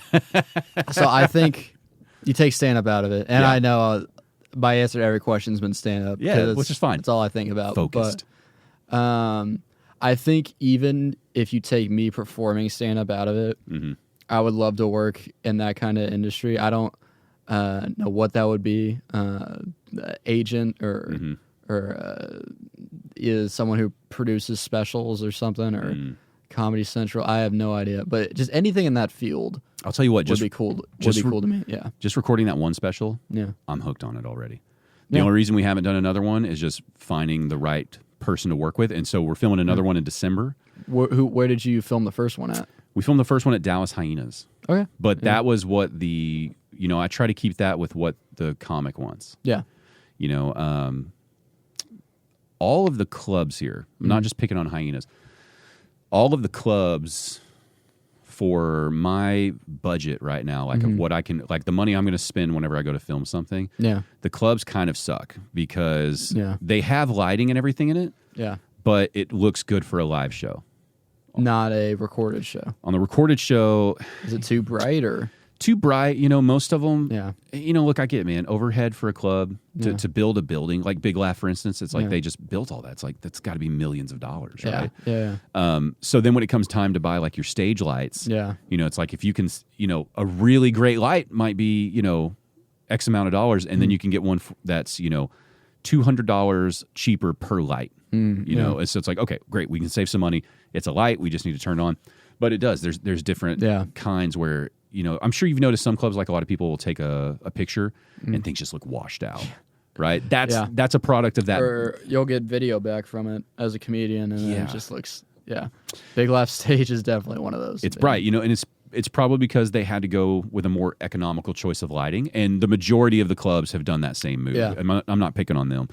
DCC's the same way. Hyenas Dallas was that way. And I think going back to kind of smaller scenes like Dallas versus bigger scenes like LA and New York is like I feel like in DFW, if you own a comedy club, it definitely leans into the more of the we're a bar with a stage kind of mentality. Mm-hmm. Whereas, like, obviously, Comedy Store in LA is, since they're the comedy club in the world, they're more comedy club than they are a bar. That makes sense. It does make sense because I think a lot about what it would take to get this town to that. Because we have the people here where you could be selling out shows Monday, Tuesday, Wednesday, Thursday. I mean, you could have the room full, at least your small room at a club. Whether it be Hyenas, Big Laugh, DCC, there's no reason a 50, 60, 70 seat room can't be filled up every night of the week. People like stand-up, and that so many people don't even know that they have it here in DFW. I think it's a mix of, I think what happens a lot of times, you were talking about, someone mentioned to you that in these other larger scenes, they're trying to be the best. They're not just trying to work for a host spot or a feature spot. Like, I'm trying to be incredible. Well, it's like what they have to compete for is so much more, if that makes sense. Because like here in DFW, like the best, like Jimmy Nelson, I think is one of the best comics in DFW. And there's a handful of comics like him.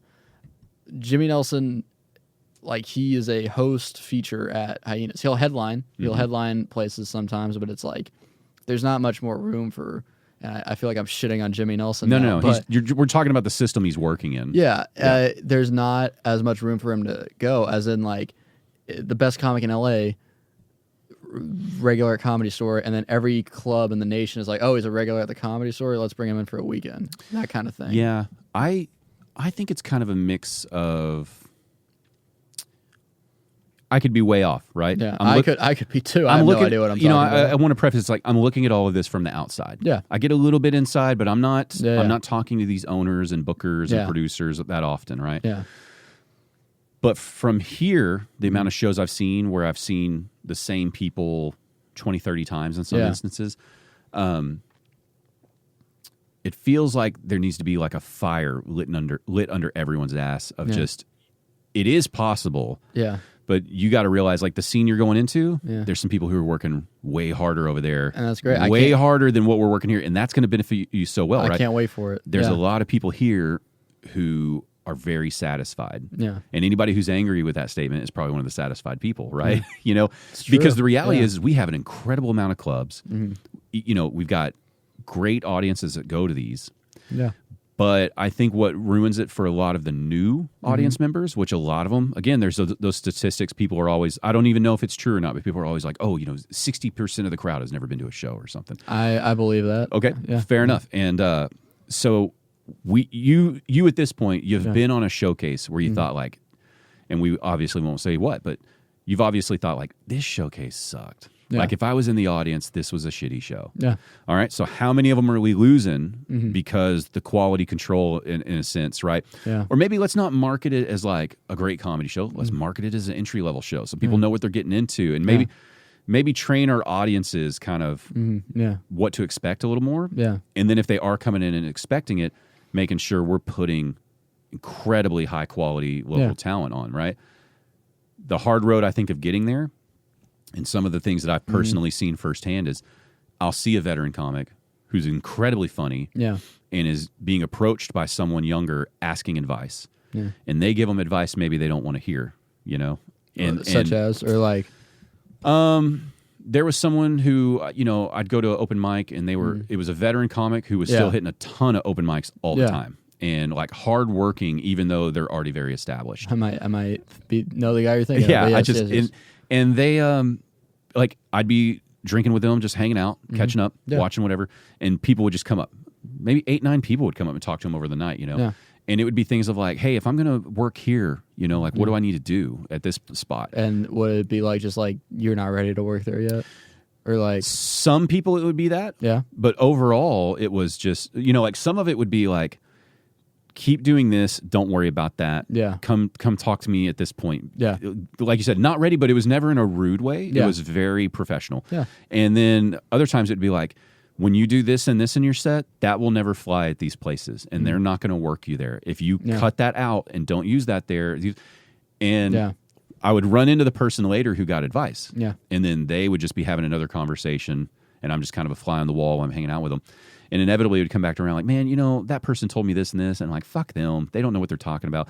It would be that kind of thing. And it's like, hey, you got to be able to take that criticism. It's a very hard thing to do. You got to take that. True. It's like, because that person was saying things to help you, not to hold you back. Yeah. But I think that's part of our problem here is if the people that do have critique that's solid, I think a lot of people really don't want to take it. And they don't want to admit that, you know, not even that you're screwing up, but like there's still like a long road to go, and it's going to be really hard. You don't want to, because you think you're going down the right road. You don't want to admit, it feels like starting over again. Yeah. You feel like you just had the best set you've had, and somebody just told you how it was dog shit. Yeah, and I've had experiences like that, and I'm not saying that I was perfect with it, and I was like, oh, you're absolutely right, I'm going to start over. But it is a terrible feeling, and it sucks, but it's what you got to do. So I think having comics taking other comics' advice, right?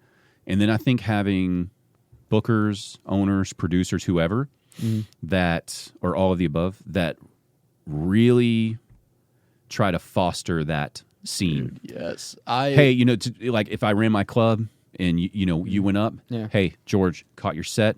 Here's what I like. Here's what I don't like. Here's where you got the audience. Here's where you lost them.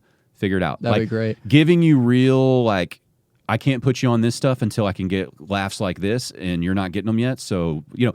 What I would do for that. And then, so to your comment earlier about how you've heard that we are bars that also have comedy. Yeah. I feel like that's kind of what I'm getting at as well. Is I think these people want shows to make money and keep their clubs open, which is great. I want them to do that. Yeah. But I think you got to have these people who really love comedy, caring about those comics on stage. So many open mics, club open mics in DFW, it feels like they don't have a path. A path to actually become a regular at that club once you're good enough. I love Arlington Improv because they have an open mic every week, and Vince, the sound guy, which he's not like the GM or the booker, but he's someone who works there. Well, if he's a sound guy, he's listening to how much comedy there? Yeah. He's hearing everybody, right? And so I got on an 8x8 at Arlington Improv because someone was there watching it, and actually kind of ate shit, which was the worst bomb I had in front of people I knew, because I go up, I wasn't supposed to go up first, and then the lady was supposed to go up first, the comic, asked not to because she was waiting on people, and then I go up and I pull the mic out of the mic stand, the cord falls out to start the show, and I spent like a full minute putting it back in, and I tried to make a joke about it, didn't land, and then it was like, it's done. So, but like Hyenas, Perio, Ryan Perio, he doesn't work there, but he's there watching Fort Worth Hyenas. This is he kind of has his pulse on the open micers and who's doing good. John, the bartender, is starting to take more of an interest in it, which is so nice as someone who is an open micer to just know that there's like a path there once you're good enough, once you show up enough that you will get noticed and start to do work there. Yeah, I agree with you, man. I feel like that's what holds us back, but it's always with the caveat of, you know, I'm sure if I opened a club and started to implement all these things I'm saying about, there's probably a lot of things I don't know that I don't know. Oh, yeah. You know, but I think if you just have people really caring about what they're doing, that starts fixing all those other little problems. Yeah. You know, and the biggest thing I've seen here locally is we'll put on these shows. Somebody will want to throw a show together. Yeah. And maybe some of those comics just aren't ready for that. Oh, absolutely. You know what I mean? And I think that's where a lot of the local audience gets lost. Yeah. Is if that was their first one, how long till they come back? Absolutely. I mean, you know? It's like here we got to hook them hard that first time. I want to be vague in what I say, but there are definitely groups in the DFW comedy scene that are putting together shows that have comedians who never gotten a laugh before, and I'm not saying this to be shitty, but like they should not be on any show, either because they literally just started, or because they don't take it seriously. They just go to an open mic once a week, and I think jokes. the second part, you don't take it seriously, right? If you're shitty but you take it seriously, I got your back. I think so. You know what I mean? Because work ethic can get you there potentially. But also, when it comes to putting together a show, I think you absolutely should be allowed to put. So I've been to Laugh Factory in Hollywood when I visited in LA, and then I got to go watch a show at Gotham in New York, and both similar type shows. They do like 6 comedians doing like 15 each, and obviously lights out, amazing. But each of those shows had like one comic who was like kind of newer and like a tier kind of below everyone else. And I think there's room on any show for a comedian who maybe shouldn't belong on there, but you put 4 of those people on there, and then someone in the audience is waiting for someone who actually deserves to be in that environment.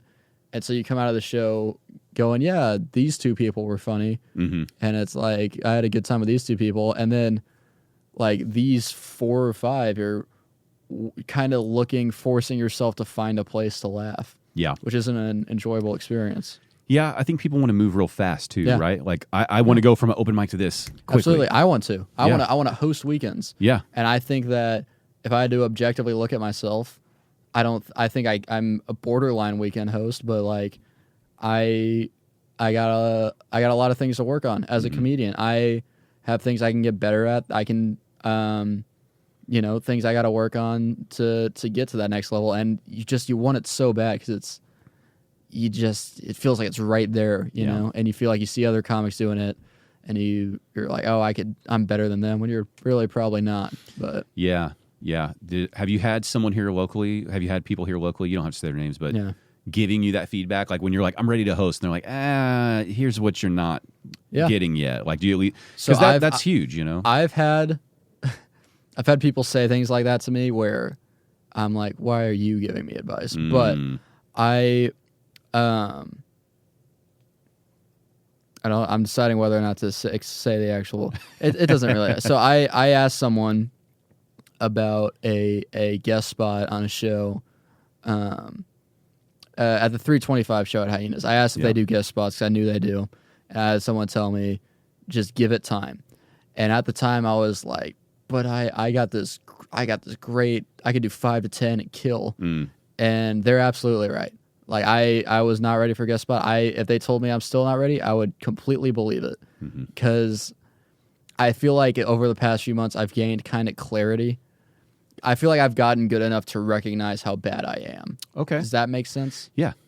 Like I feel like maybe not bad I am, because I don't want to say I'm bad, but I know what you mean. You're becoming like the newness of it all is wearing off. Yeah.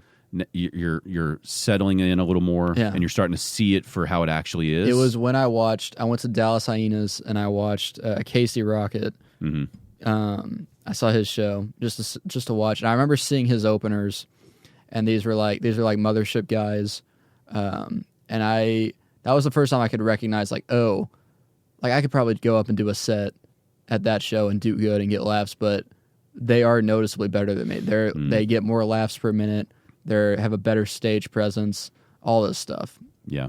And so, yeah, I definitely have been told that, and they are right more often than they are not. It's a mature way to look at it, man. Yeah. Honestly, the first time I played a big stage, it was all those things I had never thought about. Yeah. So, when you're used to playing bar stages, kind of small clubs, same thing with music, right?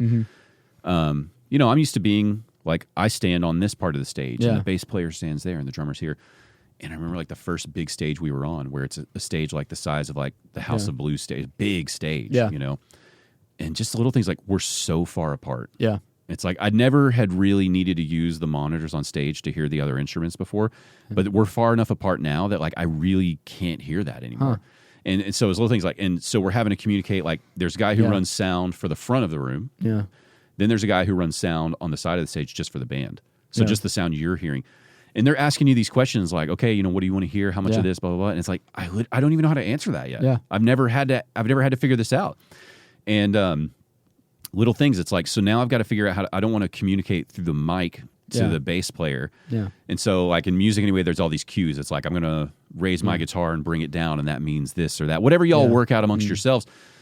And we don't have any cues like that. I think because so that was eye-opening of like, as much as we wanted to play in front of like 10,000 people, if we had the chance to do that, we would shit the bed. It would have been terrible. Yeah. You know? If I had to, and I think now that I'm thinking about it, I don't think like comedians think about it from like the booker's perspective as much, because like they have to, like, I don't know, if someone from Hyenas wanted to put me hosting a weekend, I have confidence in myself that I would do good, not great, but I wouldn't shit the bed or anything. But how is anyone in Hyenas supposed to know that? It's like they got to have complete confidence that you're not going to fuck up their show for 200 people coming there for the first time, experiencing this for the first time. And I think it's I don't know where I was going with that. We were just talking about, you just got to be like, they have to be confident in you, and there's a certain level you have to be at to where you're good enough to where they know for a fact if they put you on a show,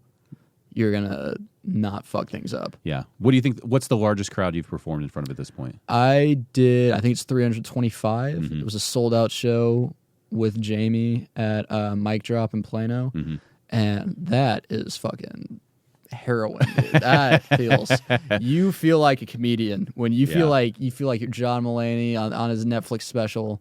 It's a great feeling. I can't wait for the next time I know that's going to happen, which is Irvine, and then I hope it'll happen again. It's the greatest feeling on the planet. Well, I mean, dude, you got the right idea. It's like you just take it seriously, keep working at it. Yeah, that's all you got to do. You know, I think that advice you were given, you know, about not yet or not ready or whatever, and just like, you know, knowing that you're taking that is that's not a no. Yeah, that's a I'm optimistic that this can go. Just keep working. I think it's very easy to overinflate where you are. Yeah, man. I think it definitely is, because it's I've sat down and looked at my material, like my act, quote unquote, recently, and it's good. It gets laughs, but it's not. I'm finding issues with it, and I'm trying to get better at it, which is like the laughs it's not tight enough, you know. It's not the way I perform it, those kinds of things. So just trying to get better. That's all you got to do, man. Yeah. At this point, that's exactly what you're supposed to be doing. Yeah. You know, you're gonna come talk to me in a couple years, and you know, thinking back on this conversation, and you're gonna have a whole different outlook on, like, this person's gonna look like a foreign person to you, you know, and that's gonna be great. It's gonna be awesome, man. I realized that getting involved in this business, like, since I'm trying to be a comedian, I'm doing podcasts and doing sets. That means when I'm 28, I'm gonna look back at who I was at 18, and there's just so much exposure. I've done podcasts, and I've done sets, and I've done X, Y, and Z, and it's like, think of how the things you like that you see, because you're thinking about like how much you hate some of the things you did when you were 18, and then imagine like, oh yeah, there's a camera in front of you all the time. Yeah, and like, we're willingly doing this right now. Yeah, yeah. Yeah, I'm gonna be in a nursing home when I'm 80, and someone's gonna play this for torture. You know. Yeah. No, man, I'm excited, dude. I appreciate you getting on here before you moved. I had no idea you were moving, but I'm really excited about it. I appreciate you having me. And this was this podcast, when I found out about it, was one of the things on my little bucket list I wanted to do in DFW. Well, I appreciate it, man. That's really kind. Honestly, the way it came about is I think at least 2 or 3 people on here mentioned that they were like, oh, I've been watching this new guy. And so it's like you're getting buzz about you because you're working hard. Yeah. So forget about how good or bad you are. It's like you were saying earlier, just keep performing, keep going through the process. It sounds like you got a good head on your shoulders in terms of like work ethic. So, dude, just run with it, man. Anything else you want to say before you get out of here? You can follow me on Instagram at George Brown Comedy. If someone listened to this whole thing, then follow me on Instagram at George Brown Comedy. And I got nothing else. All right, appreciate it, man. No, of course, man. Thank you. The I'm a Fan of podcast, music, comedy, and more.